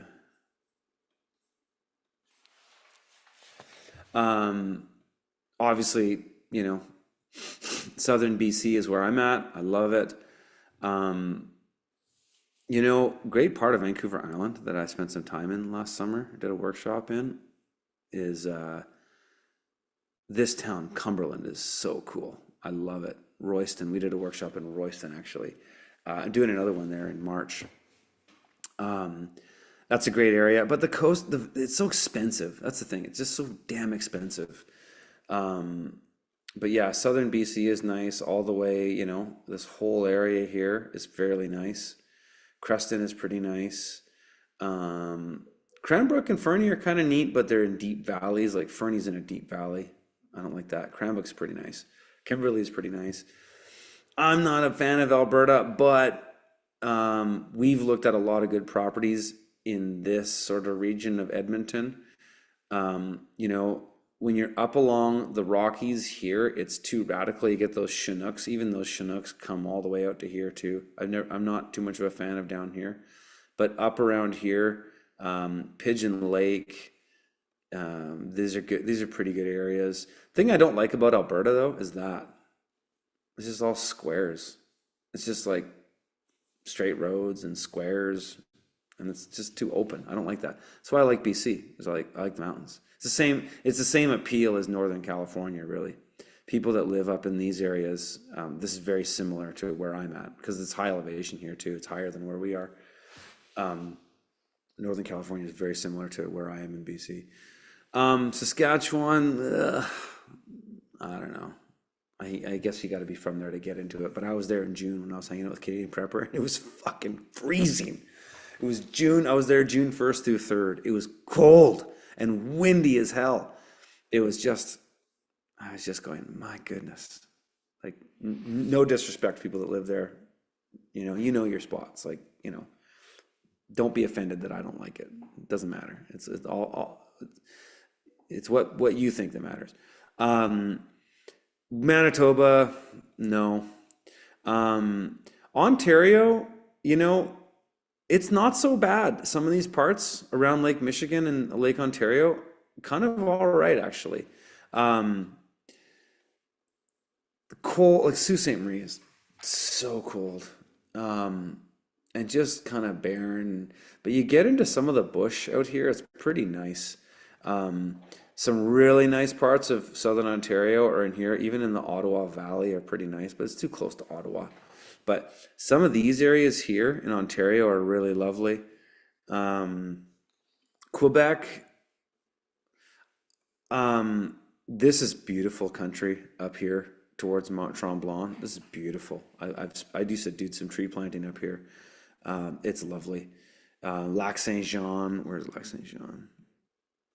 Is that somewhere? Where is that? It's been a while for me, but um, these are some pretty nice areas up in Quebec. These eastern townships in Quebec are pretty nice too. Where are we? Where's Montreal? Over here, this is beautiful, but it's populated. But you can find really nice homesteads in some of these spots, like up around here, past Quebec City. These are pretty nice. You get a really cool kind of lake effect or ocean effect, if you will, being close to the St. Lawrence. Um, and yeah, I just never really looked at much in New Brunswick. Um, up here it's just too cold. Newfoundland, too. This is just too fucking cold. I wouldn't want to live up here. Look at it. This is just cold Canadian Shield. There's no trees. It just sucks, I think, for the most part. No offense, but I bring the truth. PEI is neat, beautiful, but it's very populated. Like, where do you go? Like, it's all just farms, right? So down in Nova Scotia, there's a bit more rural, be very similar to Maine and New Brunswick. But yeah, and I mean, I wouldn't want to live on Newfoundland. I mean, it's just pretty barren. People leave, like nobody goes there. And there's a reason because there's no economy. So people leave, and so it's. I did a trip with my wife one time. We went to where's where's is it Cape Breton that we drove around? What was it? Yeah, yeah, Cape Breton. So we did a tour and we rented a car and yeah, we were in Sydney for a wedding and then we drove all around Cape Breton. We spent a few days doing it and it was a lot of fun. And the two most common things that I saw when I did that were pottery shops and cemeteries. So that kind of gives you an idea of what's going on out there. So generally speaking, I'm not a fan um, of that part. But yeah, Quebec, parts of the northern parts of southern Ontario are are pretty nice, actually. I mean, the reason why most Canadians live in southern Ontario is because it's the nicest part of Canada. Besides from there's no mountains and stuff, but the climate's very nice. Like it's fairly warm, it's sunny. Um, yeah. BB Kingdom says, where would you go if you had to pick a place in Europe, Northern Scandinavia? Yeah, totally. Let's go. Let's go to Europe. Oops, where's my Google Earth? Let's go to Europe.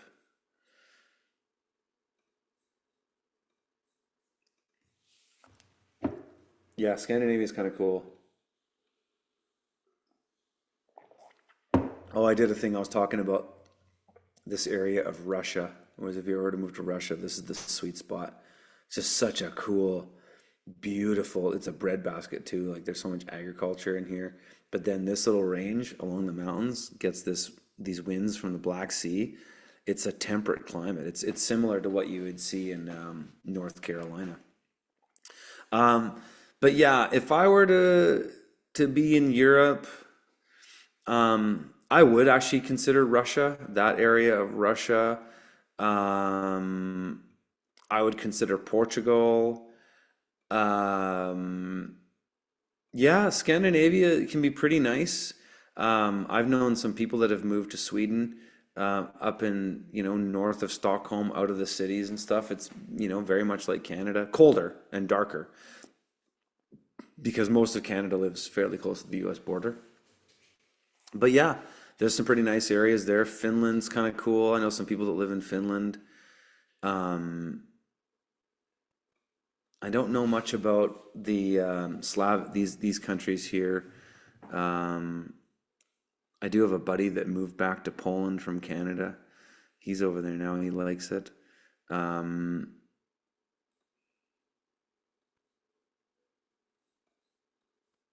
Yeah, Hungary's got kind of a cool, I think politically they're doing all right over there. I have some friends that moved to Greece. They love it. They're on one of these islands. Um,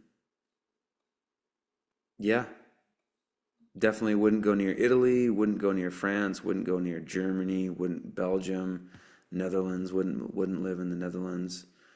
Um, but probably Croatia and Serbia, probably decent countries.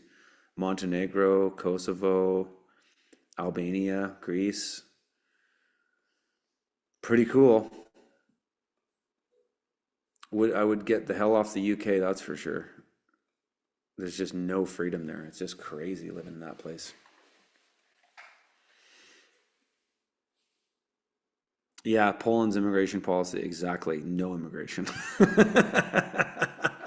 That's the best immigration policy is no immigration. We can all dream, right?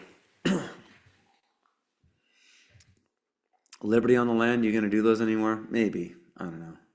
Kind of, to be honest, I'm kind of just tired of being a content creator and just being like even being on camera. Like I like sharing my ideas.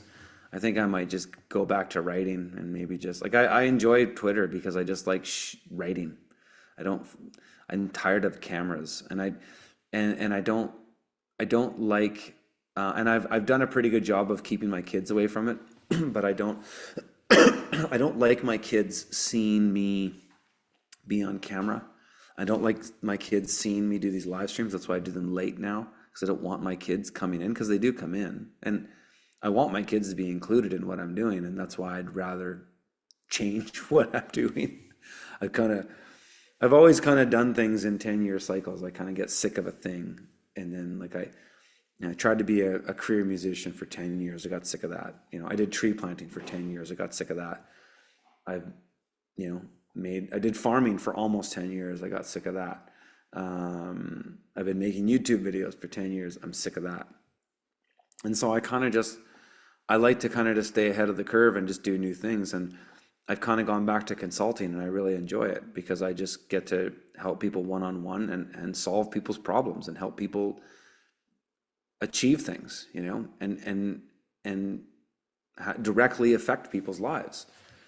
That's interesting to me. I don't care about the ego shit of hey, I'm the fucking cunt, I have a million subscribers on YouTube. I just don't fucking care. And frankly, I'm disgusted by most of it. I don't really watch content creators anymore, because I hate the game. I'm sick of the game. Like I don't know. I'm ranting. I've ranted about this before. You guys have probably heard me say this shit before, but I just don't fucking care about it anymore. And so the podcasting thing, it's kind of the same thing. It's like, I don't know. Everybody's got a fucking podcast now. Like, I don't know. I don't know.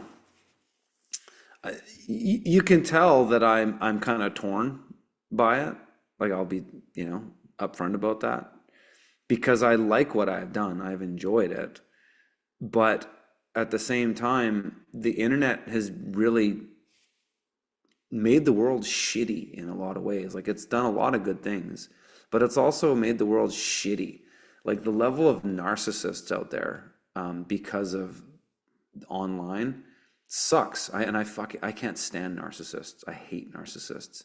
Anybody who's narcissistic, I just completely cut them out of my life. And so the content world is full of that, but they're not all that way. Hey, thanks, Sam Off Grid. You're welcome, brother. Thank you. Um, I, I like a lot of these people, and there's a lot of great content creators out there that are my friends.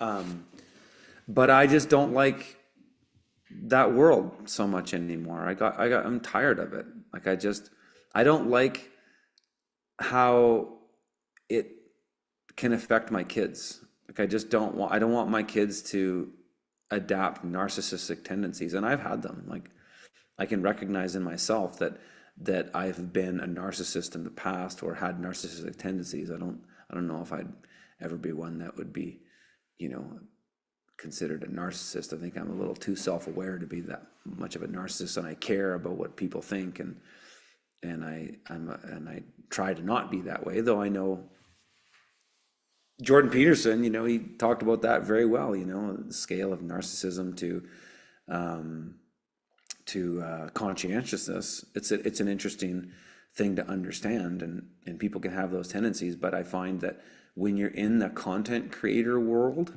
like I was for many years, it draws out narcissistic tendencies. And even just doing streams like this, so I don't do these very often anymore, because you get so into this and you get into this world where you're just hearing your own voice. And I'm hoping that I'm bringing value to people. That's why I do these things. And I like to talk. Like, I'll admit that I like to talk. But if I'm doing streams so often, my wife doesn't like me. She's like, you're just too into talking about your shit, and you're not in the family. And I take that seriously, because I want to be a better husband. I want to be a better dad. I don't want to be a fucking narcissist. I don't want to be one of these guys that's like streaming all day. Like, how do you have a family life and fucking stream like all the time? Like, I don't get how some of these guys can do that shit and have a family life. And that makes me think that they don't have great family lives. And that's okay. That's their decision. That's not mine. But I don't want that in my life. And so I have to do things that are best for my life. But also, how do I go out and contribute and create value in the world and apply my skill set? Because I have a very broad skill set that, you've seen it over the years. But now it's more rooted in law, as I've been doing law for 10 years now privately, and so in my own way. And so I have a pretty interesting skill set. And so how do I apply that skill set and not make content all the time? And so I've had to kind of go and figure that out. And it was kind of cool that it happened that way, because after Anarcho Poco last year, I kind of figured it out. I was like, oh yeah, I guess I can do this. Like, I can actually help people in law in my own way. I'm not a lawyer. I have no credentials. People ask me, like, how did you learn this stuff? What are your credentials? I'm a conspiracy theorist. Those are my credentials. I'm a conspiracy theorist who started reading law hardcore 10 years ago, and I've spent probably thousands of hours reading statutes and ordinances and acts in Canadian law, where I've learned a thing or two, and I've been able to apply that knowledge and help people find solutions. And so that's kind of what I've gone to do, because I like doing it, and it's valuable work. And so it's been a neat transition for me. And so kind of that's where I've been at these days. Isn't TikTok narcissistic capital? God, yeah, I hate TikTok. That's what I can't stand about the way content has gone. It's why I don't really watch content anymore. I just read. That's what I like about Twitter as far as the social media is. I'd rather read. I'm not so. I mean, I'll watch videos that people put together. But I don't watch people who vlog, like people who are just talking head on cameras. I don't watch videos like that. I don't. I recently started watching Mark Dice again, the odd time, because he's one of the only guys, as far as that's a fairly big, that still kind of stayed really true to who he is. So I like Mark Dice, but I just don't watch stuff anymore. I read, and I've been JQ Radio, man, on X is amazing. They've been playing recently. They've been playing Henry Ford's book, The International J. Mind blowing. I've been listening to stuff like that and audiobooks and things like that. But yeah, I can't stand how TikTok has, like, this whole era of see, for me, the truth or content that I got into back in the day was Jordan Maxwell and Bill Hicks and stuff like that. And of course, early Alex Jones and things like that. But there was also reading books, the 13 Bloodlines of the Illuminati and shit like that, Tragedy and Hope, like reading books. But then and guys like Richard Grove have done a good job of carrying that forward, though his 12-hour live streams, I don't know how anybody gets through them. And I love Richard, but God, uh, I just can't do it. I've been on his show and I'm happy to be on his show, but I can't go 10 hours like he can. But these guys like Ian Carroll, who, you know, he might be a good guy. I don't know anything about him really, but that type of content, in my opinion, has destroyed real truthership because it's made it all about like the slot machine of like the Tinder thing, like flipping, swiping, blah, blah, blah, blah. And that's why I've never used TikTok in my life. Freedom Farmers has a TikTok channel. I think we have a TikTok channel. I don't have anything to do with it. I've never had it on my phone. I've never used it. But I've seen the content because sometimes it gets rebranded on Twitter. And so I've seen what that kind of content looks like, and I hate it. Like I cannot get through an Ian Carroll video, even though they're really short. I cannot get through it because I hate it. It's like your head and the moving around. I hate it. And it's just all these like instant rabbit holes that are endless that get you nowhere. Whereas back in the days when it was, you know, Jordan Maxwell videos or Franco Collins or guys like that, you had to really go deep. You had to listen to a 3-hour lecture, and then you had to get the books that they recommended, and then you had to go into it and commit time and mental fortitude to understand something. Whereas the content era that Ian Carroll has brought in, and many other guys, it's not like he's the only one doing that stuff, it's just a TikTok thing, is they've ruined truthership because now you don't get anywhere with it anymore. You just keep going to the next one. So they've turned it into a slot machine, which is totally a psyop.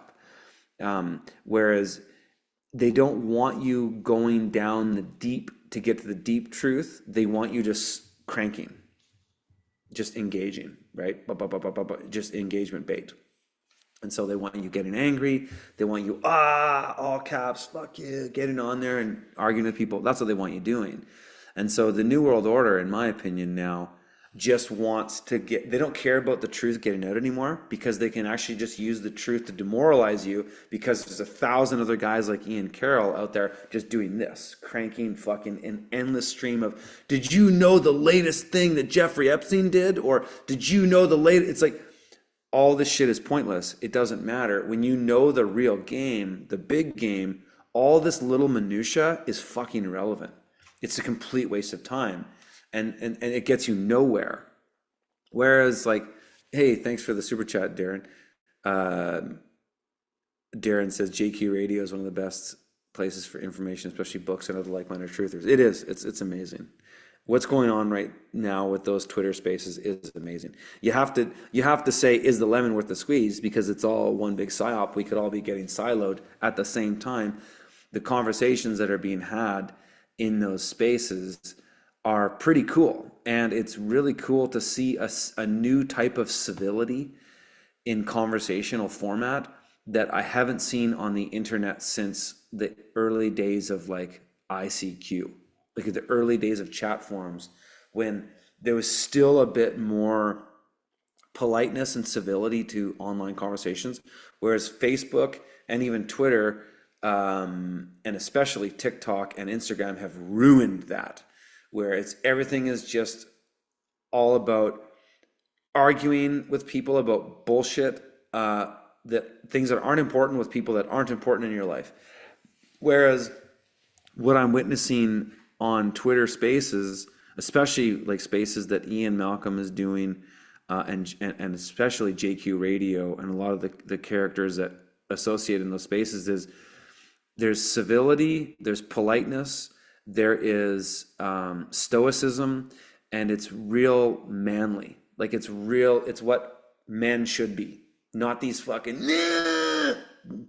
bullshit, getting in frivolous, pointless arguments with people about that you don't care about over things that aren't important.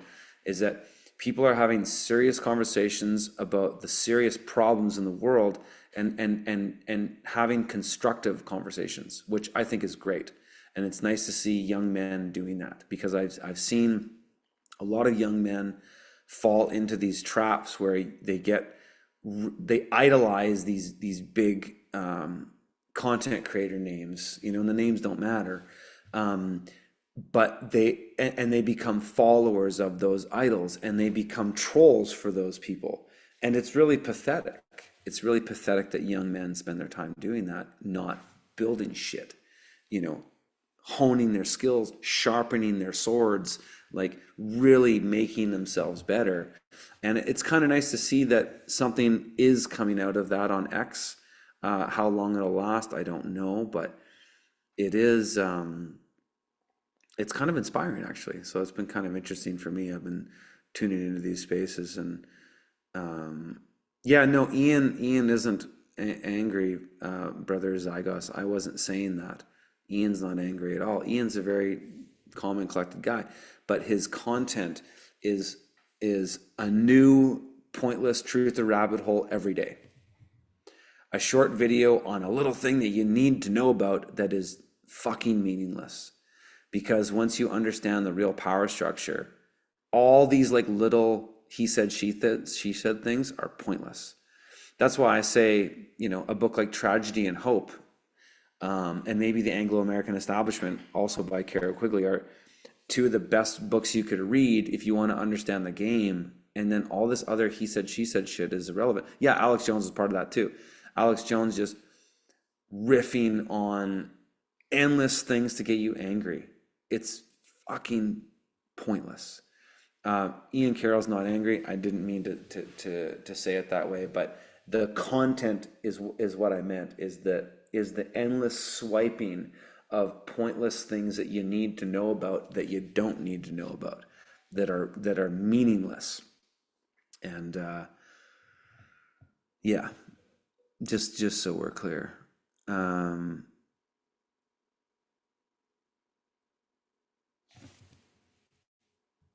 Looking at you guys' chats here. Is this live? This is the reason I'm wondering. I thought you were supposed to be.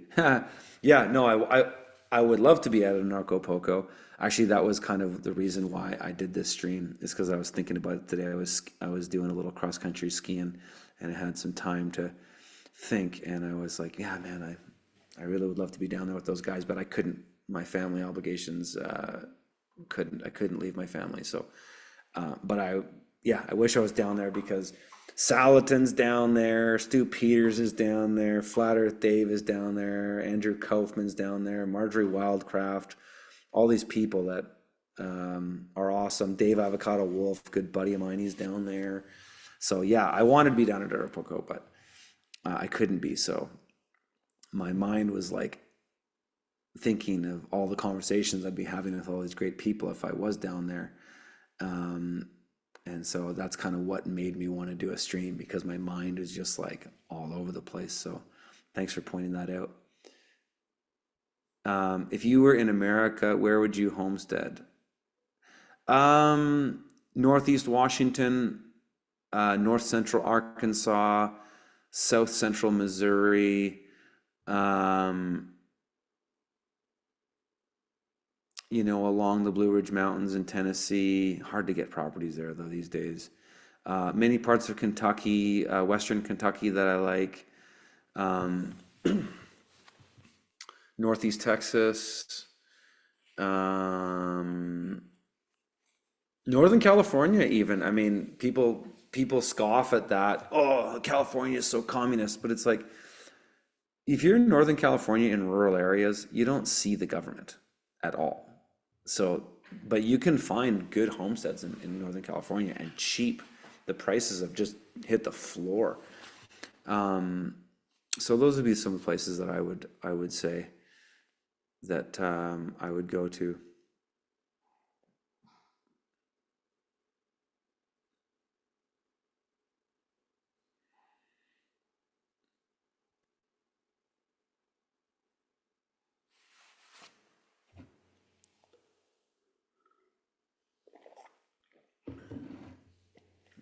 tribe of Yishe, Curtis, congratulations, you've earned my respect. Thank you. Did I lose it at one point and did I get it back? Yeah, we can't talk about the JQ here or the JP. You can just Google those things and figure it out, but we're not going to talk about that on this stream. That will be a no-show. Curtis will disappear and you have a strike against him very quickly, and then you won't see any more from me. So we won't get into that on the YouTube stream, but you can just go to JQ Radio on X and listen. And yeah, you might be horrified, but you should not be afraid to look into something that seems horrifying.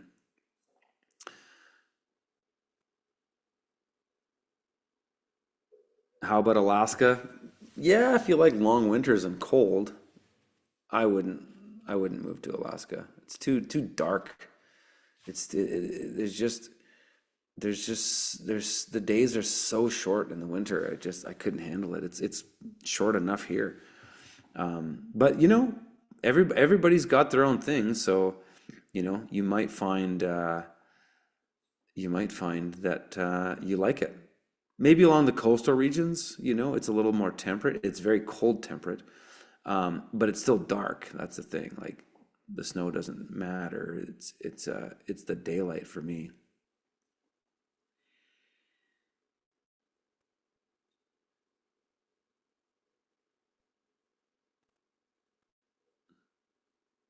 Who is Good Life Greenscapes talking about? That is what it is. I called him out on X that he feels and smells a whole lot like a new gen CIA frontman. Who are you guys talking about there?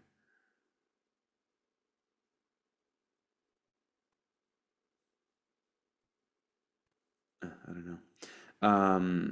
Steve says, you would like my secret Discord server, deep underground library, tons of footages. Yeah, those Discord servers are kind of cool. I was watching, what's his name? Jim Bob having some kind of chat. It looked like a Twitter space, but it was like a Twitter space meets a Zoom call. That's kind of cool. Yeah, that's kind of neat. I mean, I got a lot of things to check out. No shortage, really. Is the US really worth homesteading in?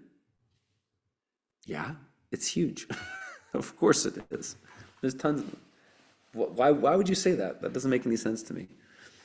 Tell me why you think the US wouldn't be worth homesteading in. Where would be better for you? Canada?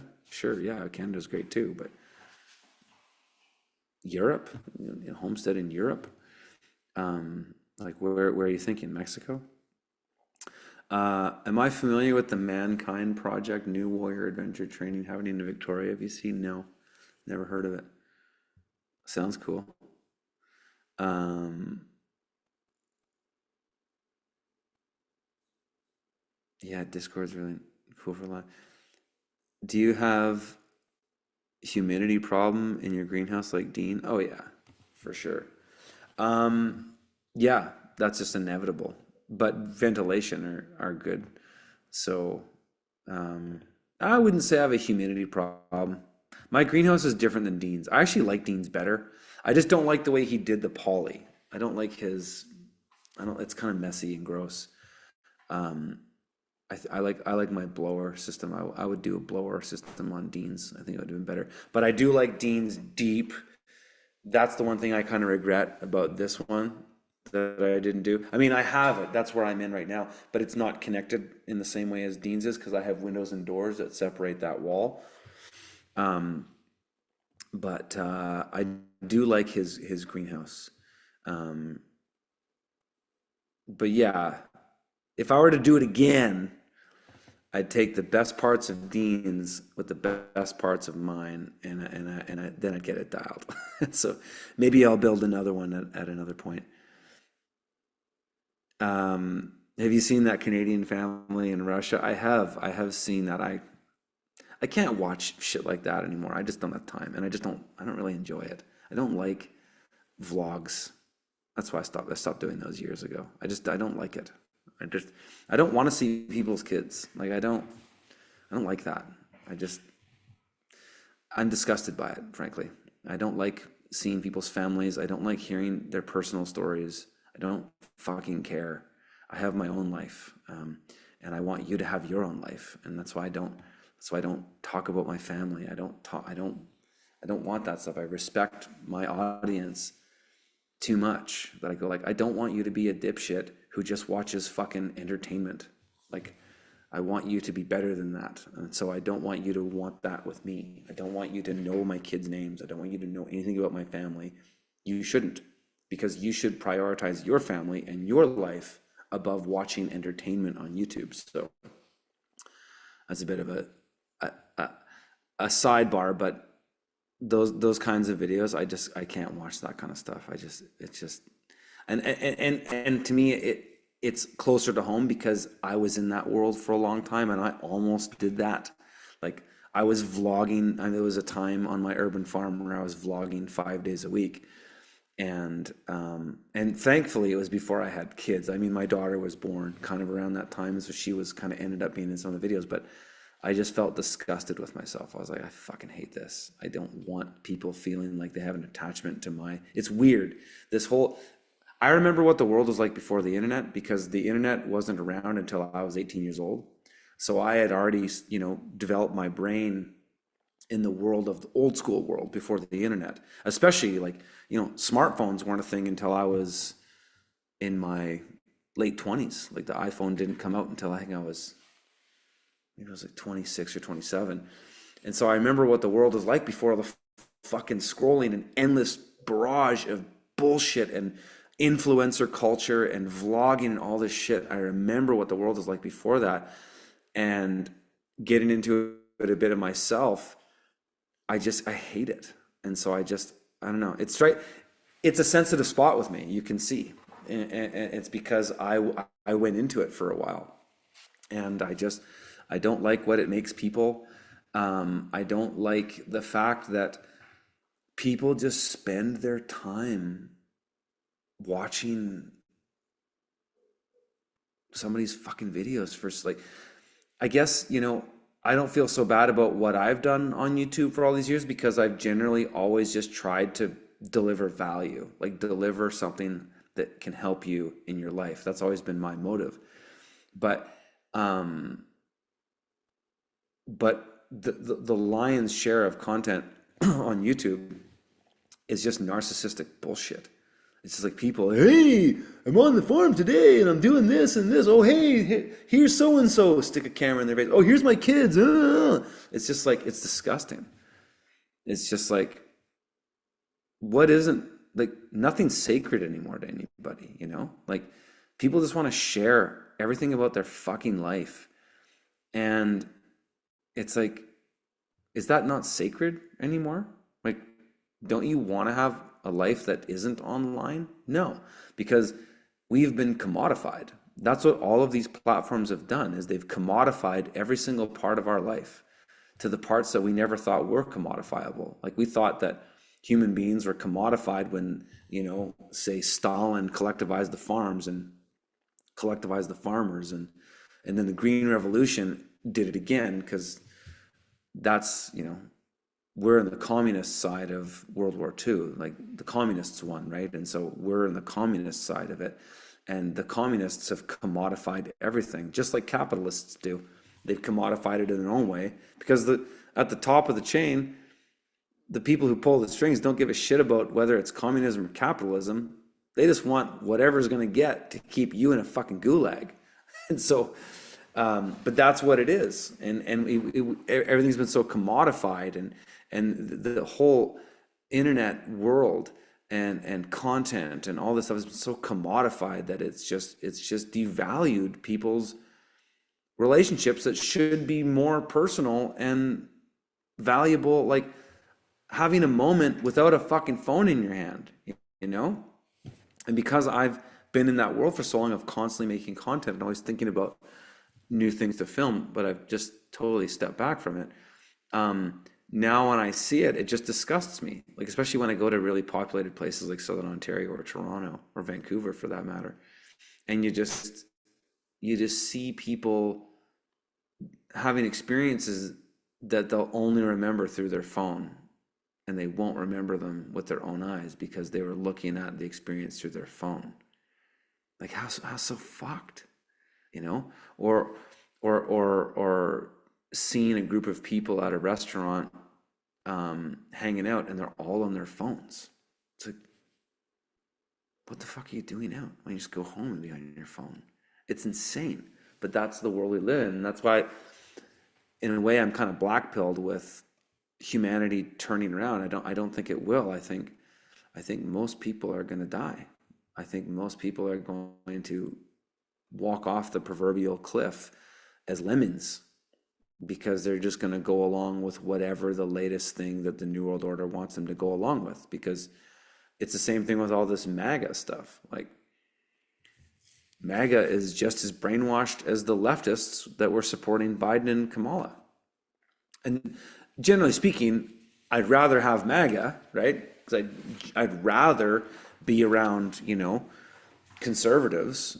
But they're so bought into all these things Trump is doing, but it's the same old, same old. It's the same old big bankers running the show. And what they're doing in Israel and Palestine is absolutely insane. And the warmongering now, and now we're going back to sort of neocon stuff. And it's like, that's cool. Like, you guys are okay with this now? You were all anti-war with Biden, and now it's like rah rah. We're back to the sort of George W. Bush days where it's like, I'm an American, man. Fuck yeah. Fuck all you, whatever. It's insane. But that's the pendulum, right? And that's the dichotomy. That's the sort of the they always, it's like Gnosticism, they always just have two things, right? So they can just ping pong you between the two things, and then you get sick of the one thing and then you're back to the other. And it's observable when it comes to parliamentary politics in Canada with the Conservatives and the Liberals, just as it is in the constitutional republic and the way the United States is set up between Democrats and Republicans. This is the same old bouncing you back and forth. But people fall for it. They just keep going along, right?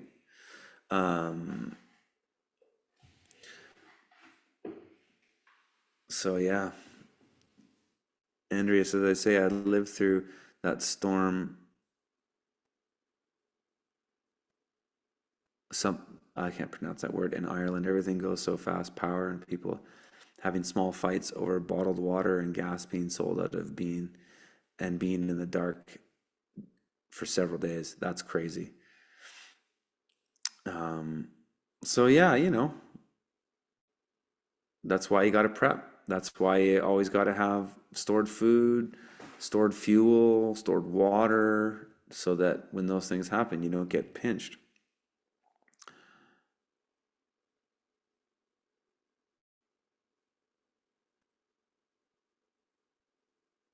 Just reading some of your guys' comments here.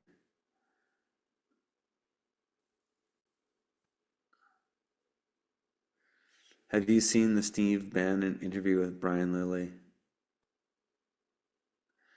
No, but I can't stand Brian Lilly. He's such a conservative. I can't stand that guy. I just don't have any hope for most of these political pundits. It's just so. Where do you hear real talk anymore? Like, where is it? I don't know. There's so few people.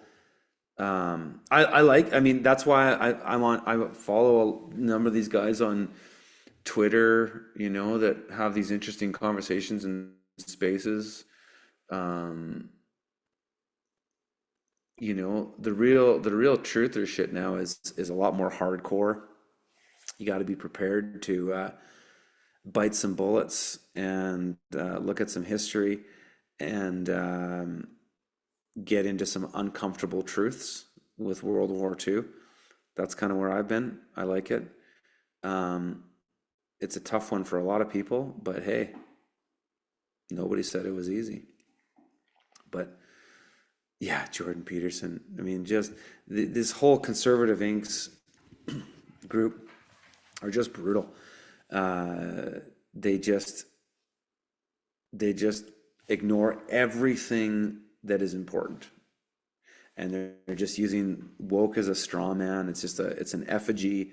Burn it. Look at the fire. Look at it. Look, we're really roasting woke now. It's like, yeah, it was always meant to be that way. It was always set up to be just a straw man, and they're going to continue on the same technocratic stuff. Trump goes, Israel puts on the little hat, touches the wall. Elon Musk does it. It's like, it's the same old people pulling these strings, and nobody can talk about it. And it's really lame. It's really lame. But I think it was, who was it? Joseph Goebbels said that when they start passing anti-Semitism laws, it's the beginning of the end, because it's when people really start to notice and they really start to go, yeah, what's up with that? What's up with these same guys in these same positions doing the same shit to demoralize humanity in 109 different countries over thousands of years? What's up with that? What's going on there? And people start to notice. And that's why they call it the great noticing, because that's what's happening right now. People are kind of putting it together and they're going, yeah, what's up with that, man? How come we can't say this about this group of people? How come you can criticize anybody else except this group of people? How come anytime one of these guys gets called out, you're all of a sudden an anti-Semite? What's up with that? And that term anti-Semite has been around for a very, very long time and has been used as a way to keep the heat off these individuals. Because it's not that all of these people are in on the conspiracy. That's impossible to prove. It's just that a lot of those guys are those types of people. And you got to go, well, what's up with that? Like, what's going on with that? How is it that you have groups like the ADL and APAC? How is that they can do all these things and nobody else can? Carl says, yeah, mate, the J is going hard in Australia, hate crime laws, etc. Oh yeah, it's going on everywhere. It has to, because we're at a time in history where this happens. Like, we are in Weimar Republic. This is Weimerica, you know? Look at what was going on in the 1920s in Germany. The parallels to what's going on now are unbelievable. The degeneracy, transgenderism, pornographic literature, just, the inflation, people prostituting themselves out just to make ends meet. Like, it's crazy. It's crazy, the parallels. And you go listen to some of Hitler's lectures talking about that stuff, and you go like, holy shit, man. There's a reason why APAC and the ADL say there's an explosion in anti-Semitism. It's like, yeah, are you guys starting to become a little self-aware? Or are you playing this mirror game again where you just project your narcissism on everybody else because of your lack of self-awareness, And so it's pretty interesting. Yeah. My kids have been kicked out of their schools for their whole lives. The schools are so discriminating. I'm not talking about my kids. Yeah, exactly. Hey, you got drunk and went to all these bars, and you've been kicked out of 109 bars over the last 10 years, but it's the bars that are mean. It's not you. You had no agency in that, that's the level of narcissism and the lack of self-awareness. That's why it's so funny with sort of Jordan Peterson's demise. Because I really liked Peterson, like and I think his work, his work is still good. A lot of things that he says, but it was really pathetic to watch him just get so cucked um, by that Israel thing, and then say, "Yeah, give him hell, BB." Like, what the fuck? Like, it's just so crazy. It's just crazy too if you've known Palestinians, and I've known a lot of Palestinians over my life because when I lived in Montreal, I got to know a lot of Palestinians, um, and a lot of Israeli Jews actually, and they're the ones that actually were the ones that educated me on Palestine. It was all my Jewish friends back in the day that were all pro-Palestine. Um, but it's really harsh when you know what has gone on there, and then you see guys like Peterson just say shit like that. It's just like it sucks. It's depressing. But I don't really care because I don't idolize people. So like, I recognize Jordan Peterson for his ideas. I don't care about him because he's a severely flawed man and a complete hypocrite. And his daughter is a complete disaster. Watching her, actually, my wife pulled this thing up not too long ago. She was she was attempting to debate Candace Owens on Piers Morgan, and it was embarrassing. It was just like, it was a joke. But people don't sharpen, that's the problem with echo chambers, is that people don't sharpen their debate skills. I think one of the greatest things that we've had over the last 8 years is how anybody who's been sort of conservative minded, you have been in a complete minority because you, especially in the university circles or any liberal type of circles like culture or music or art, all those things are dominated by liberals. If you had any conservative viewpoints, you had to really sharpen your tools and your arguments, which has been good. So I think that's been a good thing that's kind of come out of the last 8 years of bananas liberalism, is it's made some people really good debaters and have sharpened their tools to challenge the status quo. So that's a good thing.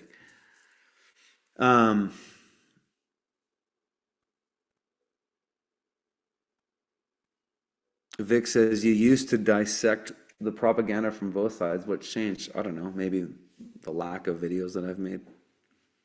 I don't know. I feel like I've been dissecting the right a lot. Are you suggesting that I dissect the left more? Because that's easy to do. That doesn't take much. It's almost too easy to criticize the left now. It's kind of like, well, they're fucked. Like they don't have a moral leg to stand on anymore, right? Like you support transgender surgery. Like you don't have a moral, logical, or ethical leg to stand on. So it's like having a fist fight with a 5-year-old. It's like there's no competition. So it's, in a way, it's kind of pointless. Like I see these clips of guys like Michael Knowles debating, like these idiot trannies, and it's just pathetic. But I guess people just want, especially conservatives, they want that kind of content, I guess, because they want to see the conservative get the upper hand now because we've been the underdog for so long. So I get it, but it's just, there's nothing to be learned intellectually from that anymore because these people don't have any arguments. Like they're just retarded. They just filibuster everything. Like they don't have any debates. So it's at this point, it's to criticize the left. It's kind of like, well, they're done. We're now moving into a new era of cultural conservatism. That's coming back, whether people like it or not. It's coming back. Woke is done. Like it's gonna get. But that was his point to begin with. Elisa says, I think Jordan Peterson wasn't sick. I think his family was threatened. He broke down and cried being near death. I wouldn't be surprised if that was true too. I wouldn't be surprised if they kind of made him an offer he couldn't refuse, but who knows? Who cares? Not me. It's not you, you know. Chaya says, warms my heart to hear people discuss this pro-human here, and I agree for Palestine and Gaza, but can't mention it without being attacked by Zionist Trumpers, conservatives. Yeah, but there's also Zionist leftists too. But yeah, I'm with you. I mean, the Palestinian struggle is real. Like if you know a Palestinian, I've known a few in my life. Their stories are horrendous, like horrific. You grow up in rubble. You watched your father get blown apart.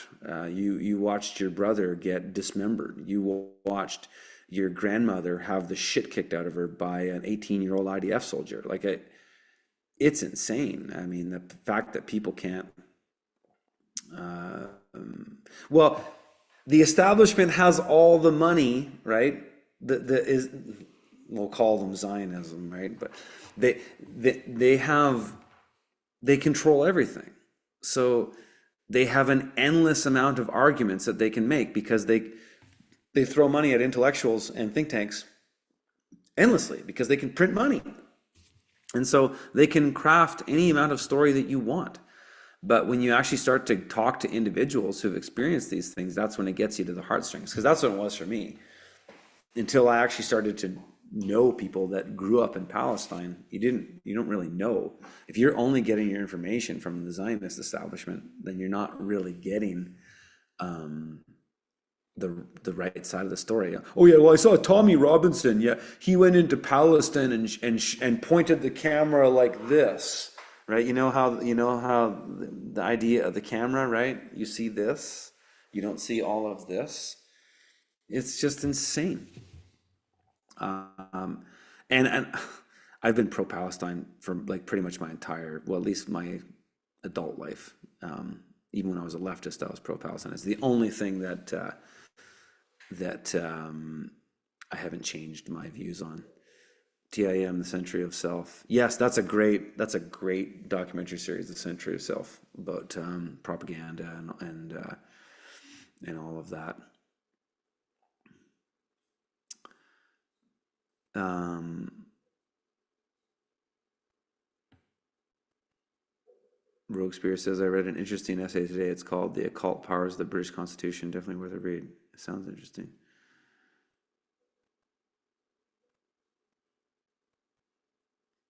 Tom says, I would never have stood up for my thoughts if it weren't for Peterson. That's the thing you got to give Peterson credit for. I mean, he really, at his heyday was, I think, 2016, 2017, 2018. And then as soon as he started doing Joe Rogan all the time, he just became a broken record and just saying the same things over and over again. But when you saw him stand up to those social justice warriors at Ryerson University and I think it was Ryerson in Toronto, that was like the best. Is to, okay, finally somebody's calling out these woke retards and has good arguments for it. That was good, and I think he'll always be remembered. Hopefully he'll be remembered for those things, not the sheer cuckery and shilling that he's done in recent years. But who knows? He's just a man.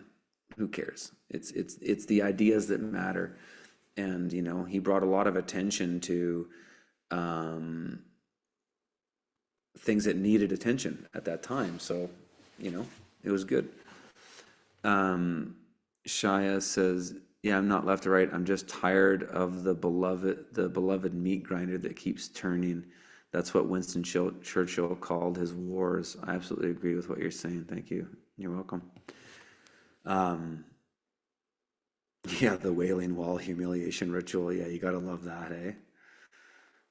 Um, yeah, yeah. The whole Zionist thing is it's just nuts. But it's more than Zionism. We all know that because Zionism hasn't been around as long as our friends. But yeah, anyone who has the power to create credit should be accountable. I mean, yeah, in a perfect world, but who knows? Will we ever get that? I don't know. I don't think so. Maybe. I'd love to see that it could be, but you know, I've been a libertarian for, I don't know, maybe 12 years or so. I've kind of had libertarian, anarchist leanings, and I still do, but um, it just makes you wonder, like, how do you how do you get the parasites out with libertarianism or anarchism? The parasites who can basically control the issuance of money and thus buy any influence or create any amount of bombs or bullets or any resources. How do you deal with that? That's the problem, right? That's the JP. How do you deal with that? It's an eternal question, and I don't know if the free market actually can do that. And so that's where you go, like, yeah, you look at National Socialism and go, holy shit, like maybe there's something to an idea like that. But I don't know. I'm not ready to jump behind that banner and try to take that politically anywhere. This is not gonna, it's not gonna do it, at least not now, because people are too brainwashed. I think realistically, we're gonna have to go through some serious pain. And I don't think we're quite there, Weimar Republic, yet. Like we have a lot of the hallmarks of what was happening in Weimar, but I think Canada in particular is going to need to feel some pain. I think probably what will happen on the run up to this U.S. thing is that we might get Mark Carney in the Liberals for another 4 years, or we could get Pierre Poilievre. They're the same. They're just globalists, and so we're going to go through some pain up in Canada. We're going to get some hard inflation. We're going to get some tough times. We're going to see some serious austerity. And then I think Trump, the big swinging dick, is going to come in with the offer that we can't refuse. And then that's when there's going to be something like that. But I think he's actually playing us in sort of his art of the deal type way. It's like, well, you guys fucked around and he doesn't like Justin Trudeau, and who does? I don't know anybody who does. But he's going to make Canada feel some pain, I think. I think that's coming up here. And then people are going to be really willing to take the deal. And he's playing us that way. It's brilliant. I mean, the New World Order hired the best salesman in the world to do it. He's the best salesman ever. And he can do a deal like nobody. And so I think they got their guy to do it, rebrand it, new boss, same as the old boss, just a new sales guy at the front, but it's the same old cronies, right?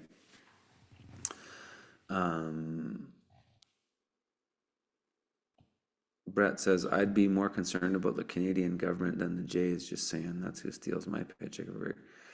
Well, no, not really. Why is their central bank? So 1973, the Bank of Canada changed. Why did it change? So prior to 1973, Canada printed its money, and there was little to no income tax. There was still income tax that came in after World War II. But the progressive income tax, all that changed after the Bank of Canada. Why? So that the Jays could be paid interest. Sorry, this is true. Top of all those chartered banks, it's the same old club. They're actually the ones stealing your paycheck. Your income tax doesn't pay for anything except interest on money printing, literally. And if you can try to prove to me where you can find a statement of where your income tax dollars to go to pay for a service, I'd love to see it. I've looked, I've gone on, read the quarterly reports of Canada's financial statements, and I've never seen it. Your paycheck that is stolen from you every single week actually isn't stolen. You volunteered it because you filled out a T4 general or a record of employment. So you actually volunteered Your income tax, your income was not stolen. You volunteered it, but it goes to pay on interest that money is printed that doesn't need to be so. You do not need a middleman to print money. A country could issue its own money and albeit have inflation, but inflation could be manageable. If, and it was, I mean, inflation was more or less manageable for the first 40 years of my life. You saw prices go up, but it was manageable because industry, technology, efficiency kept up with it. And that's what a Keynesian will tell you why, and I'm not a Keynesian, but that's what they'll tell you as to how inflation can be managed. And it's kind of true, like they're kind of right. But income tax is a completely unnecessary tax that's only meant to demoralize you. But you actually volunteered it, so you signed, and that's the thing that people don't realize about the system fundamentally is you consent to everything. You give it the golden goose, which is your signature, and everything, income tax and all that. And I know a lot about those things. I don't talk about them publicly, but it's all voluntary. It's all, you can choose. You have a choice. You always did. We had the keys to the kingdom the entire time. It's just that getting to the kingdom is a long walk. And it takes responsibility. But you had the keys to get out the entire time. But why would they tell you? What would be the point of you telling the average person of that? There's no benefit to the system. So they set this system up so that you just stay as a hamster in a wheel. That's how they want you. And now with this whole AI takeover going on, they're going to have you in a hamster wheel in anything, in any way you want. It doesn't matter now because they're going to silo you up and you won't even know you're in a hamster wheel.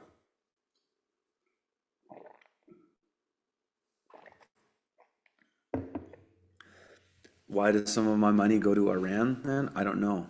Have you confirmed for sure that your income tax dollars go to Iran? How have you confirmed that? Have you read that on a quarterly report? I've never seen that. I've only seen income tax pay for interest and maybe a little bit of principal. All government programs are paid for by money printing. Your money only pays for the interest and some of the principal.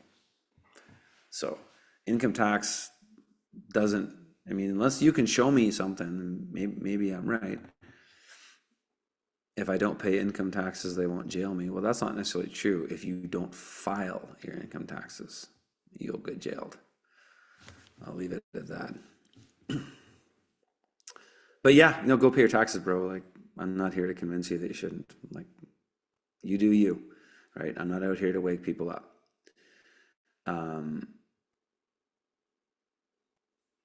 Brett says you also pay taxes. Well, do I? Do you have an account of the taxes that I pay? How can you verify what taxes I pay or what taxes I don't pay? I don't need to sit here and disclose things about my personal life on a public platform. How does it go to the Jays though? Well, who controls all those banks? Who owns the interest in all those banks? That's how. And it's not necessarily like, Paul at the fucking deli. He's not in on it, right? But look around. I mean, it's not the best place to talk about this shit anyways.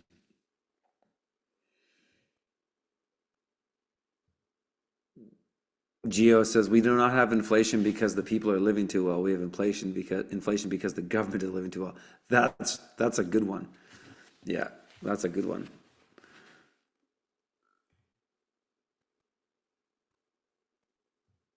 Patrick Bet David, man, I lost all respect for that guy. And he does some good interviews, but he's horrible at interviewing women. Oh my God, it's embarrassing.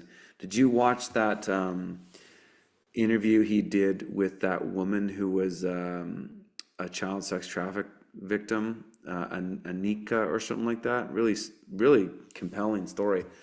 But man, he watched that interview. I just lost all respect for him. It's like, dude, you have no self-awareness. He's a fucking narcissist, that guy.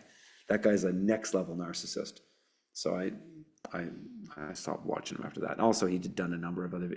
He interviewed the moon landing hoax guy, and it was just he was so disrespectful to the dude. I was just like, man, are you controlled off? Like this looks, the optics are just really bad. I don't know if he is. I'm not making that claim. I couldn't prove it, but it just the optics were so bad.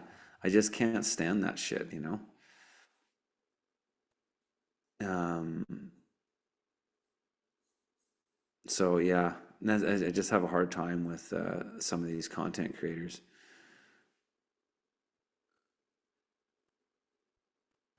Yeah, yeah, the Chris Cuomo one. Oh, painful, painful.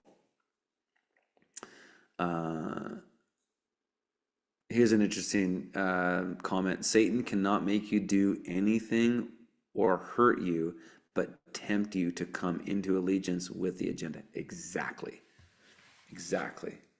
That's how it is. We consent to all of this shit, all of it. And that's how all these people that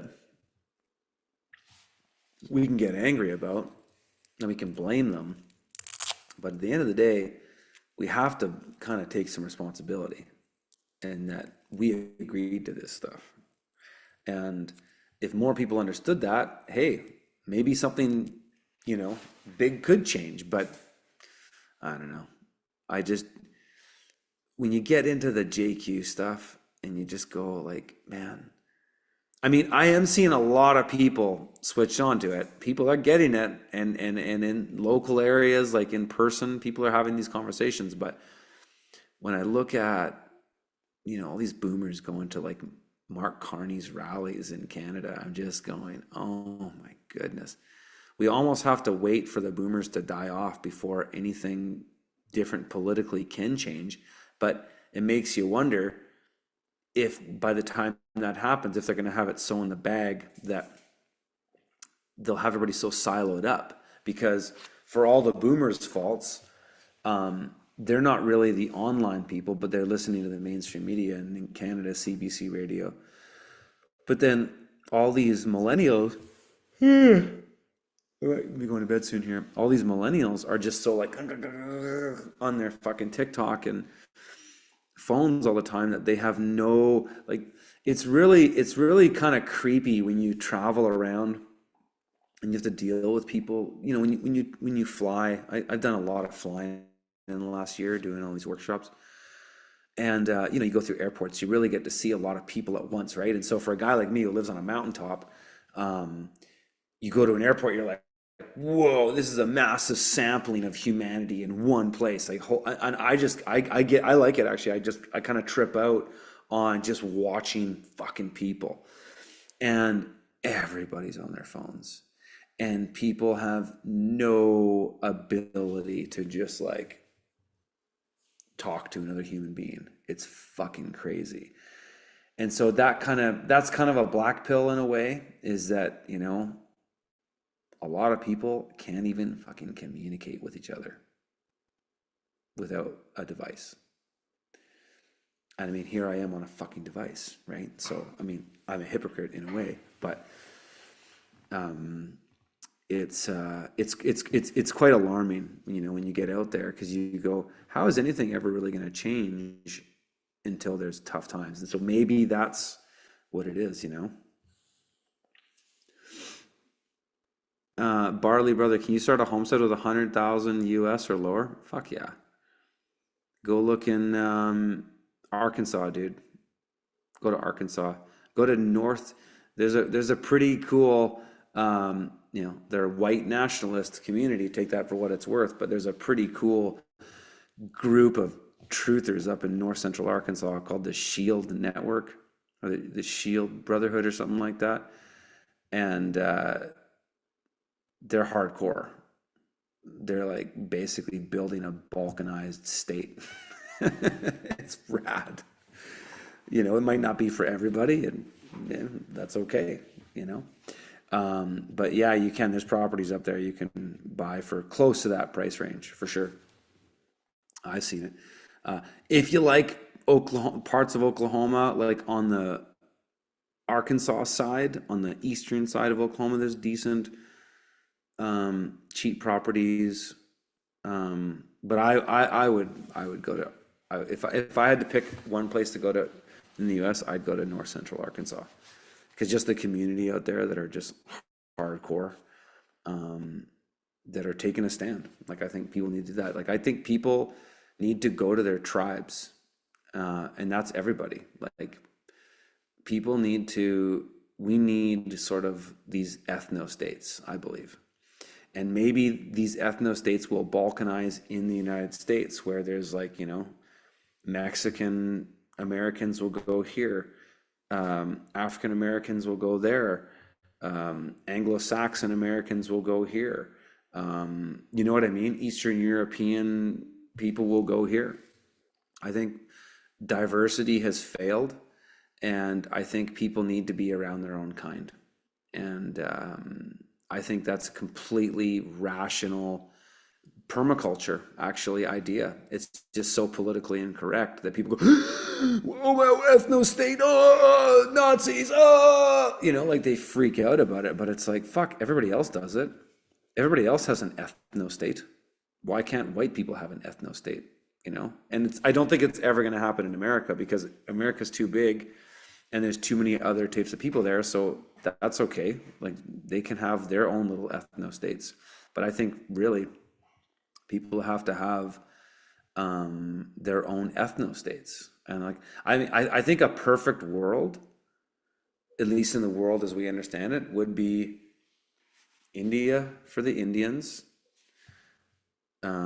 Germany for the Germans, that kind of idea. Africa for the Africans. Now, I'm not suggesting African Americans go back to Africa. No, not at all.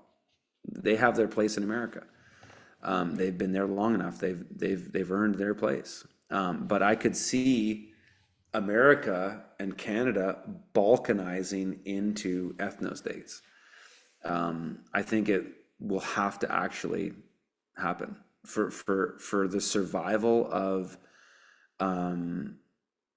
our own cultures. It'll have to happen. Like the Quebecers figured out in Canada really good, and Quebec, they've been fighting for their own ethno state forever. Nobody calls them racist, right?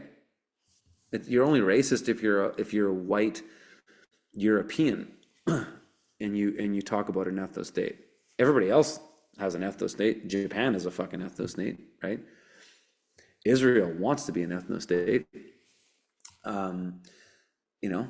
So why is it bad if I want to be around people that look like me? Why is that bad? Everybody else wants to be around people like me. Everybody else wants to be around people like themselves. Chinese move to Vancouver, they all go to Chinatown, right? East Indians move to the Lower Mainland, they all go to Surrey, right? Everybody else gets an ethno state except whites. So it's like, hey,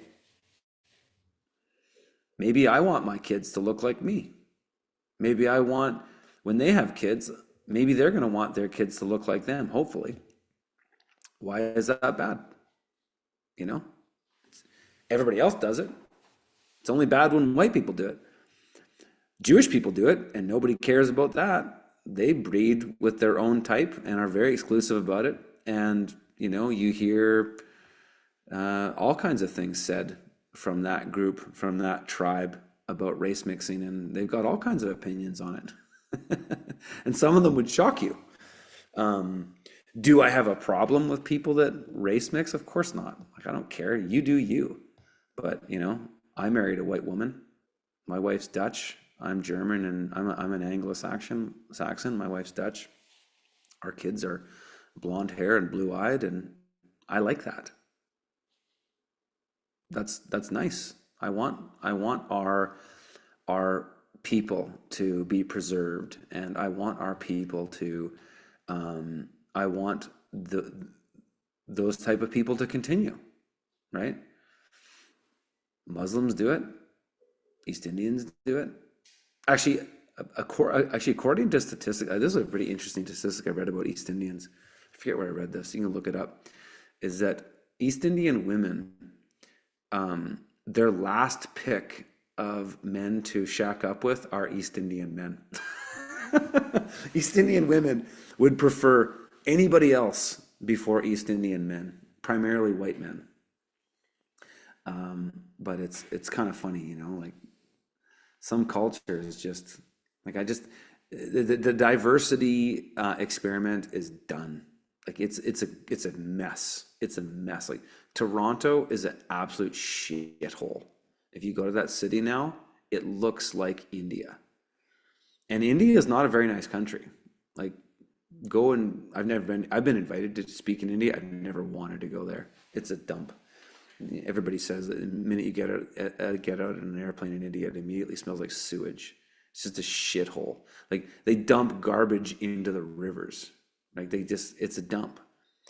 So if you import the third world, you're going to get the third world, and it's no surprise that all these East Indian truck drivers are just throwing bottles of piss out the truck when they're driving on the 401.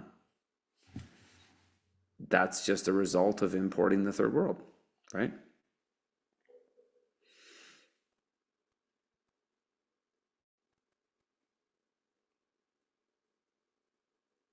Let's look at you guys' comments. Shaya saying history of Western Europe is one of multicultural domination and mixing. There isn't a white people. We are very diverse too. Sorry, I get what you're trying to say, but white is a slur. It's true.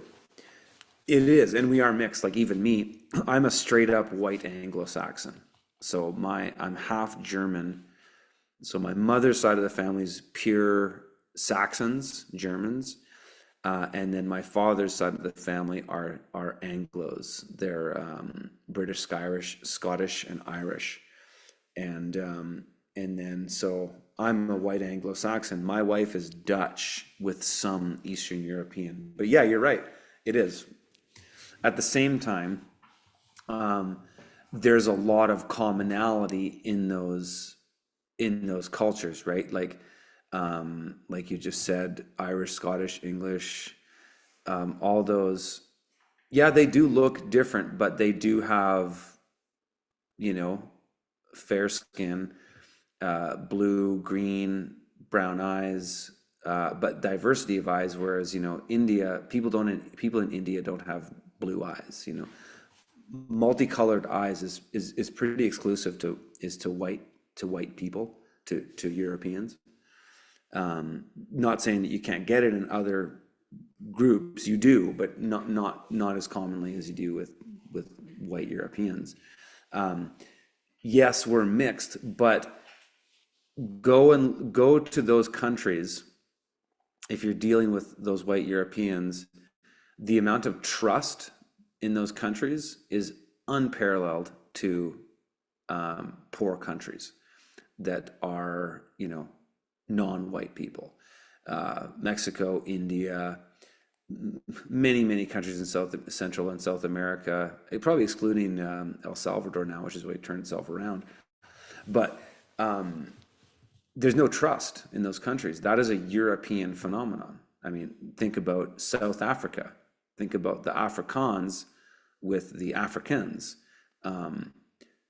There's high trust amongst the Afrikaans, the Dutch or the Europeans that settled South Africa, compared to the other Africans, the non-white Africans there, that it's tribal warfare. So there is something interesting about European trust, and it actually comes from historically. Well, there's a few places it comes from, but one of the places it comes from is agriculture, and that in the cold climate European countries, you had to work really hard for 6 months of the year to build a surplus of a crop so that you could store that crop and then have a food surplus to get through the winter. It required a lot of trust to work with your people to build that surplus and then hold it and protect it throughout the winter. Guys like Jared Diamond talked about that in Guns, Germs, and Steel and stuff like that too.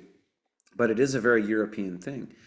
And it's part of the reason why, like, I can't stand poor countries. Like, I've traveled around, a decent amount of countries in the South, and I can't stand the lack of trust. I hate it. So I wanted to move to Mexico years ago with my wife before we had our daughter.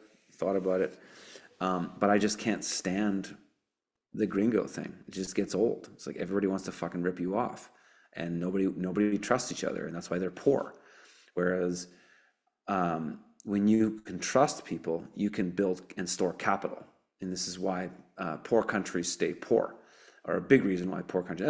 Part of the reasons are they're colonialized and have the shit kicked out of them too. No question about it. It's a complicated bag of things, but a big part of the reason why people in, say, Mexico, for example, stay poor is because they don't trust each other and they rip each other off. Same with India. India is terrible for this. And India, I mean, it's a stereotype in southern BC about Indians lying, but stereotypes often exist for a reason, because you see the same thing over and over again. You start to notice a pattern, thus it creates a stereotype. But stereotypes are often kind of true. They're rooted in truth. That's why they resonate with people, because they go, yeah, I get it. And so they lie. People lie. I mean, if you're born in India, it's a tough gig, and I understand why you'd want to get out of India, because it's a shithole. And every day you have to lie, cheat, and steal to get ahead if you're not in the upper forms of the caste system. And if you're just some poor Indian kid in some dirt village with sewage on the street, you grow up lying, cheating, and stealing. And so you come to a new country, you don't all of a sudden stop doing those things. You continue to do them because that's what you know. So you're a product of your environment. And so it's just, to me, it's just race realism. Like, I don't have any problem with it. I mean, yeah, it's racism. Who fucking cares? Racism doesn't mean anything anymore. Racism, the people saying, oh, you're a racist. It's like, yeah, okay. Next. Like, everybody's racist. Everybody has in-group preference. If you don't have in-group preference, you've been propagandized. And so, yeah, I have in-group preference, especially now, because we've been so injected with these migrants from shithole countries. I've never in my life have I been one to be like, yeah, I just want to be surrounded by white Anglo-Saxons or white Europeans. But now I'm like, that's why, and that's why I'm here, because where I live in BC, there's very few non-whites. It's very Anglo-Saxon and Russian, and that's a big reason why I chose to live where I do, is that it's the majority of the culture here, and it's a small area, and so it's not changing as quickly as, say, Southern Ontario or Lower Mainland BC. And so, yeah, I was so liberal when I grew up. I was like, I didn't care about any of this stuff, but the liberals have made me more conservative, like staunchly culturally conservative. Even I have, my blood brother is gay and my brother-in-law is gay. So I have like two brothers in my family. I'm more anti-gay than I've ever been in my life. In the sense that I don't want that shit anywhere near my children. I don't want that discussed, and they don't discuss it. And that's the rule. You don't bring that shit up around our kids. When my kids are teenagers, I could maybe discuss that with them, or whenever they're ready to. But I don't want any of that gay shit. I don't want any of this multicultural shit around my kids, because I want my kids to recognize that they're unique and they're special because they're unique. They're not just in this big fucking melting pot idea, just put us all together. It's just propaganda, and it doesn't work, and people don't like it. People want to be close to their kin, and it's crazy. Like, even when I started on my YouTube journey, I would have never imagined that I would say the things like I am right now. But I am, because that's the world that we're in. And if I don't care about those things, then why would I expect anybody else to care? And then what's the world we live in? We're just all one fucking thing. Nobody wants that. And especially the people at the top, they want that the least for themselves. They want it for you. They want you to live in multicultural ghettos. But they all surround themselves with their kind and they marry in their groups. But they want multiculturalism for thee and not for me, right?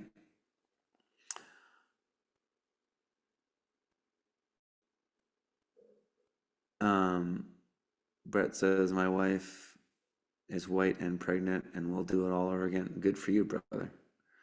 Good for you. You know, marry a white woman if you're white. If you're an East Indian, marry an East Indian woman. I think that the best world I could imagine is everybody just goes back to their homeland. Wouldn't that be cool? Because then we could experience real diversity. It's like, okay, if I want to go to India, I want to experience Indian culture. If I go to Mexico, I want to experience Mexican culture. You know, if I go to Germany, I want to experience Bavaria. I want to see German culture. I go to Switzerland. I want to experience that. But, at the same time, there's a certain amount of mixing that's happened as a result of the globalist world we've been under for so many years. And, we can only change that so much. Like, I don't think it's realistic that we're going to be able to send all these immigrants home. At least after a certain point, there should be some kind of amnesty, I think. It would be unrealistic to think so. I mean, if I could wave my magic wand politically, I would be happy with everybody that was migrated to Canada under Justin Trudeau was sent home. That would be good enough for me, and then everybody else could stay. That would be. I would live with that. I would like it to go further, but I just don't think that's possible, not politically at least. So.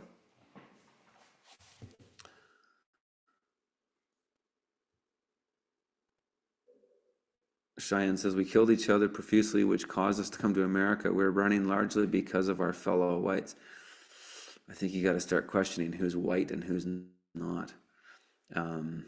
There's a certain group that often call themselves white when it's convenient, but then also separate themselves from being white when it's also convenient. And they're often the ones that are behind wars. They're the ones that own the vast majority of slaves in the United States in the slave trade by a massive order of magnitude. Go look at the history of slavery in the United States. Who were the types of people that owned slaves? It wasn't white Anglo-Saxons. It wasn't white Europeans. It was the other group. They get to call themselves whatever's convenient for the political expedience of the day.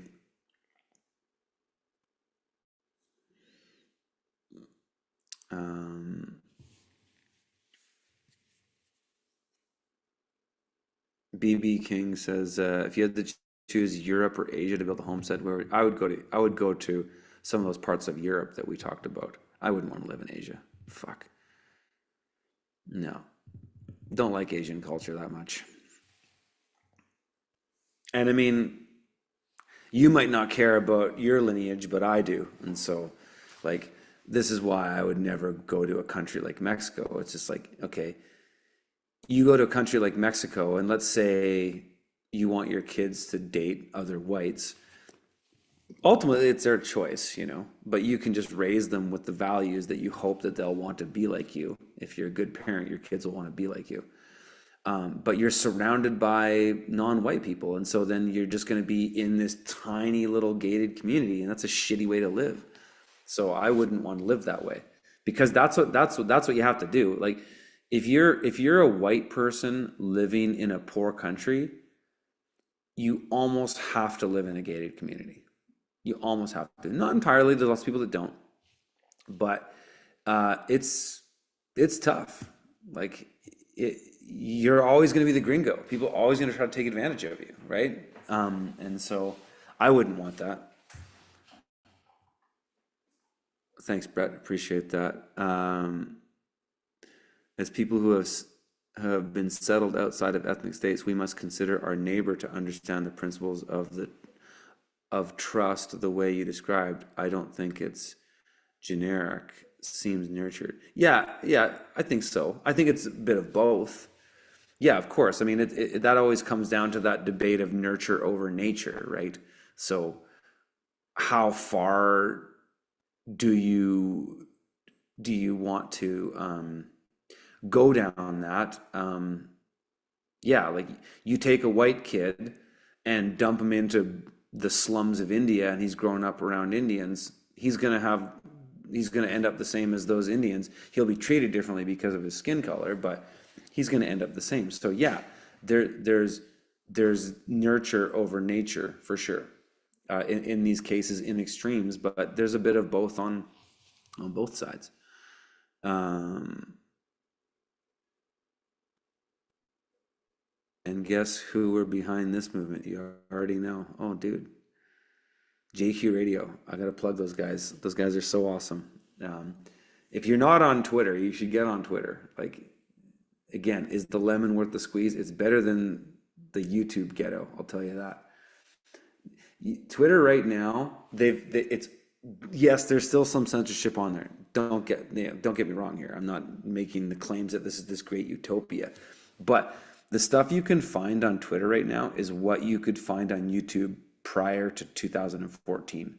YouTube used to be a gravy train where you could go down these amazing truth of rabbit holes.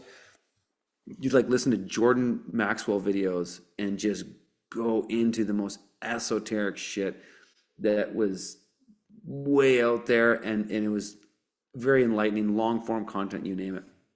You can find stuff like that on Twitter now, but even more in the spaces, because a lot of these ideas are being brought up by other young men that have discovered, hey, fuck, all the stuff you thought about in World War II, you should take a look at that, because there's a pretty big establishment that has put a lot of effort over a lot of time and endless amounts of money to make sure that that narrative has stayed the way it was. And it's pretty fucking easy to see. It's like, it's not even hard to find, despite all the internet and all the resources that have gone into making sure that that narrative goes one direction. It's pretty easy to find the counter to it.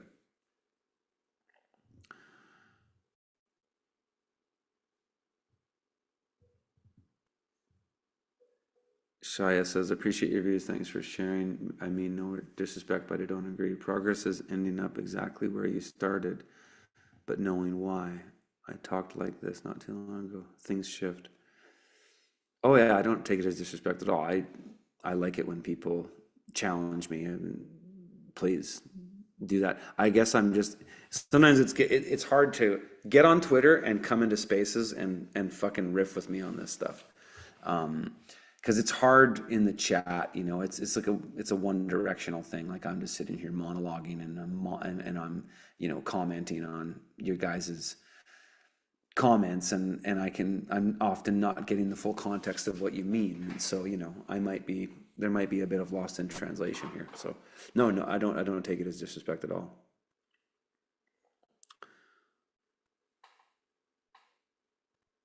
Tom says, I disagree respectfully on the issue of light colors. I think we should have strong borders, and immigration should be challenging too. Yeah, I mean, I'm not proposing that Canada go back to a white ethno state. It's not going to happen. I mean, Canada prior to, what was the cutoff? It was something like, it might have been 1990. It was something like we were still 80%, white European. And so some people think you go back to that, but I don't see how you could politically send people home who have been in a country for 30 years. I just don't think that's possible. I don't think any political movement would get behind it. So I'm not proposing a white ethno state in that way. I just think that people will balkanize along those lines in community type scenarios. They already do, like Chinatown, for example. Whatever, go to Montreal. I lived in Outremont, which is the Orthodox Jewish area. It's 85-90% Orthodox Jews. People already balkanize along ethnicities anyways. And so people are going to continue to do that, if not more now than we'd seen in the past, because people are realizing, hey, all this propaganda is trying to get us to dilute ourselves. What's up with that? Why can't we be Russians? Why can't we be Germans? Why can't we be Anglo-Saxons or whatever? And for me, I'm kind of like, I could have been exclusive that way with my wife. I could have said, well, I only want to date a white Anglo-Saxon. But that's kind of even tough too. So my wife's Dutch. I'm happy with that. You know, Dutch people have very similar genetics in the way they look as the way my family looks, and I like their values. I like Dutch people in general. I like German people in general. I like English people in general. So I'm down with, you know, white Europeans, and I think a lot of these like white ethnostate people are kind of the same way. It's like white Europeans. Uh, are they saying that non-whites are bad? No, not really. They're just saying they just want to be around their own kind, and so I think that's completely reasonable. And it's only it's insane that it's controversial to say. Actually, it's insane, but that's the world we're in. Um, so I'll read a few more comments, and then I'll probably just chime off to bed, and maybe we'll do this again sometime. So it's easy today with everyday Joes, which it on itself is mind-blowing. If it all falls and we have to relearn over the next 100 years our local environment, develop new culture, and start over, we'll have real culture again. Exactly. Culture kind of comes out of tough times in a way, where people are kind of forced to work together. And yeah. BB King Dong says, appreciate you answering my questions, Curtis. Yes, I care about my lineage. I make all my big life decisions based on what's been best for the future of my children, already in my 20s. Right on, brother. Good for you. How do you find me on Telegram? I should have a link in the show notes of this video.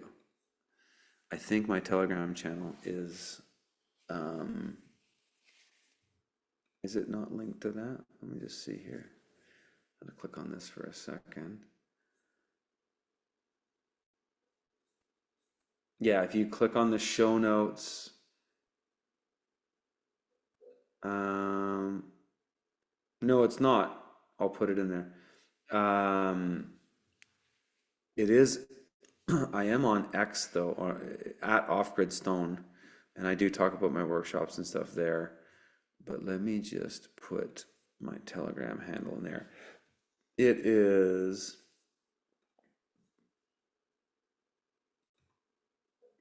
at. I'll put it here. It'll be in the show notes. Telegram at SHTF Farmer. Search that on Telegram, and that's where I'm at.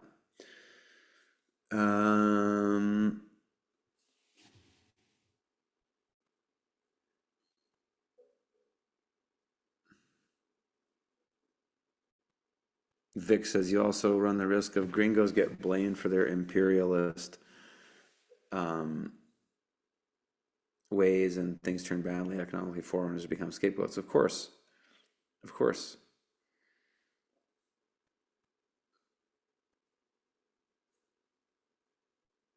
A lot of JQ radio scenes removed from spaces, details not available. Well, if you follow JQ radio, you'll see when they're live. But yeah, if you scroll through spaces, you won't find it. You gotta search it. They are getting censored that way. Yeah. Tom says, as a matter of human nature, I agree that we do cluster around like people. Of course we do. Yeah, walk into a mixed high school cafeteria. They all of course. Walk into any city.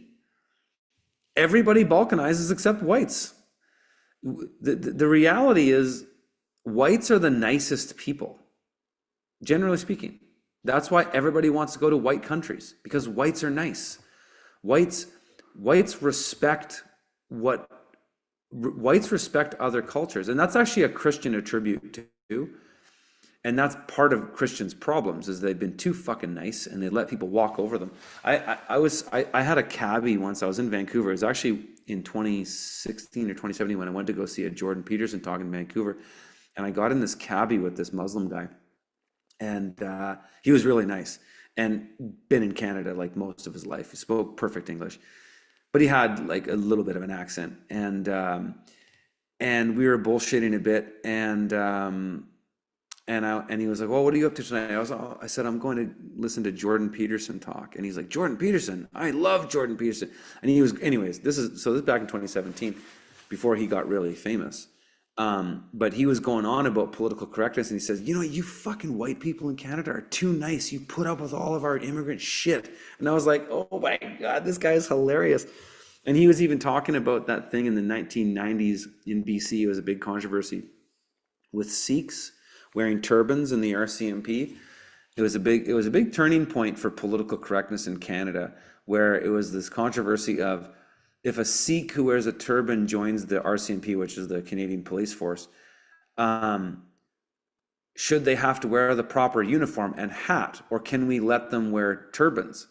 And we should have at that point said, yeah, if you don't want to, if you don't want to wear the uniform, don't be a cop. You want to wear your turban? Wear your fucking turban, but you can't be a cop. That's what we should have said, but we didn't. We said, okay, Sikhs can wear their turbans as part of the police uniform. And this guy, a Muslim guy, was laughing about that. And he was saying, you idiots, you let that slide. You should have never let that slide. And it's true. We shouldn't have. It's like, Canada was for the most part founded by white Europeans that came here. And yeah, Chinese people helped build the railways, and Japanese had an important part to play and stuff like that. But for the most part, it was white Europeans. And we should have just been like, yeah, this is how it is. It's like, if you're going to be here, you play by our customs or you go home. It's just like, if you go to Saudi Arabia, you play by their customs. If you're a woman in Saudi Arabia, you can only go to certain places without putting on a headscarf and all that. That's the custom. So that's what it should be. But yeah, yeah. I took my chat off Telegram because it was just too spammed with bots. BB King Dong is asking about that. No, I don't chat on Telegram anymore. I just post there, but I do post information about my workshops and stuff like that. I'm doing a pretty sweet one in Vancouver in July. It's going to have Dean Clifford at it. He's going to do a talk. It's just for people who come to my workshops, though. It's not like you can't buy a ticket to it. It's just for anybody who's come to my workshops. I build these Telegram networks because I only do about 20 people at a time, and I show them all this stuff, and then I'll create a Telegram group for that group. And so I've got a bunch of these all over Canada now. And again, you're not hearing about this because it's super exclusive, and that's how I want it to be. I'm not hurting to get people signed up into these things. If you hear about it from me or word of mouth, great. But I don't need to advertise for these things. But yeah, so we've built these networks, and I'm bringing all the BC groups together in Vancouver this summer, and it's going to be sweet. Curtis, what are your thoughts on the Dutch and the British who settled in South Africa? Yeah, it's a nightmare. And they actually settled it. There wasn't nobody lived there. So yeah, I think they should have the right to that place. And the fact that these communists are taking people's land and stuff, it's a nightmare. And it can only happen because of how leftist and Marxist the world has become. Because literally in World War II, the communists won, and we are in communism. The world is communist. And even one thing that blew my mind recently was some of the quotes from General Patton, General George Patton, who is like, famous general in World War II, basically said we should have joined the fascists. We shouldn't let the communists win. But it's interesting. I'm not coming to the US. I canceled all my US stuff because of the stuff that I have going on in my family. So I didn't want to travel to the US this year. So I'm not going to be in the US this year, but I am all over Canada. I'll be in Halifax. I'll be in Winnipeg, Saskatoon, Edmonton, Calgary, Vancouver, Comox, Kelowna. Yeah, Toronto. I'll be back in Toronto a couple times. Toronto area, I should say.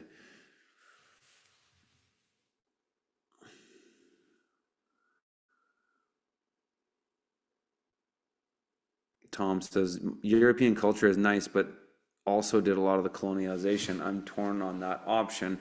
My non-white relatives are much more outwardly racist than my white ones. I've always found that the most racist people aren't whites.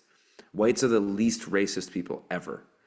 Um, but at the same time, we can't change the past. Colonialism happened. Lots of non-white countries have colonialized something that's exclusive to white people. White people were just the best at it, unfortunately. But hey, what are you going to do, right? You could probably make the case that as far as colonialization is concerned, whites did it the most civilly, but not perfect, right? Like atrocities have happened all over. But I mean, look at the brutality of some of the like think about Genghis Khan, or think about some of the the Islamic wars and things like that. I mean, all brutal. But again, whites aren't completely exempt from this.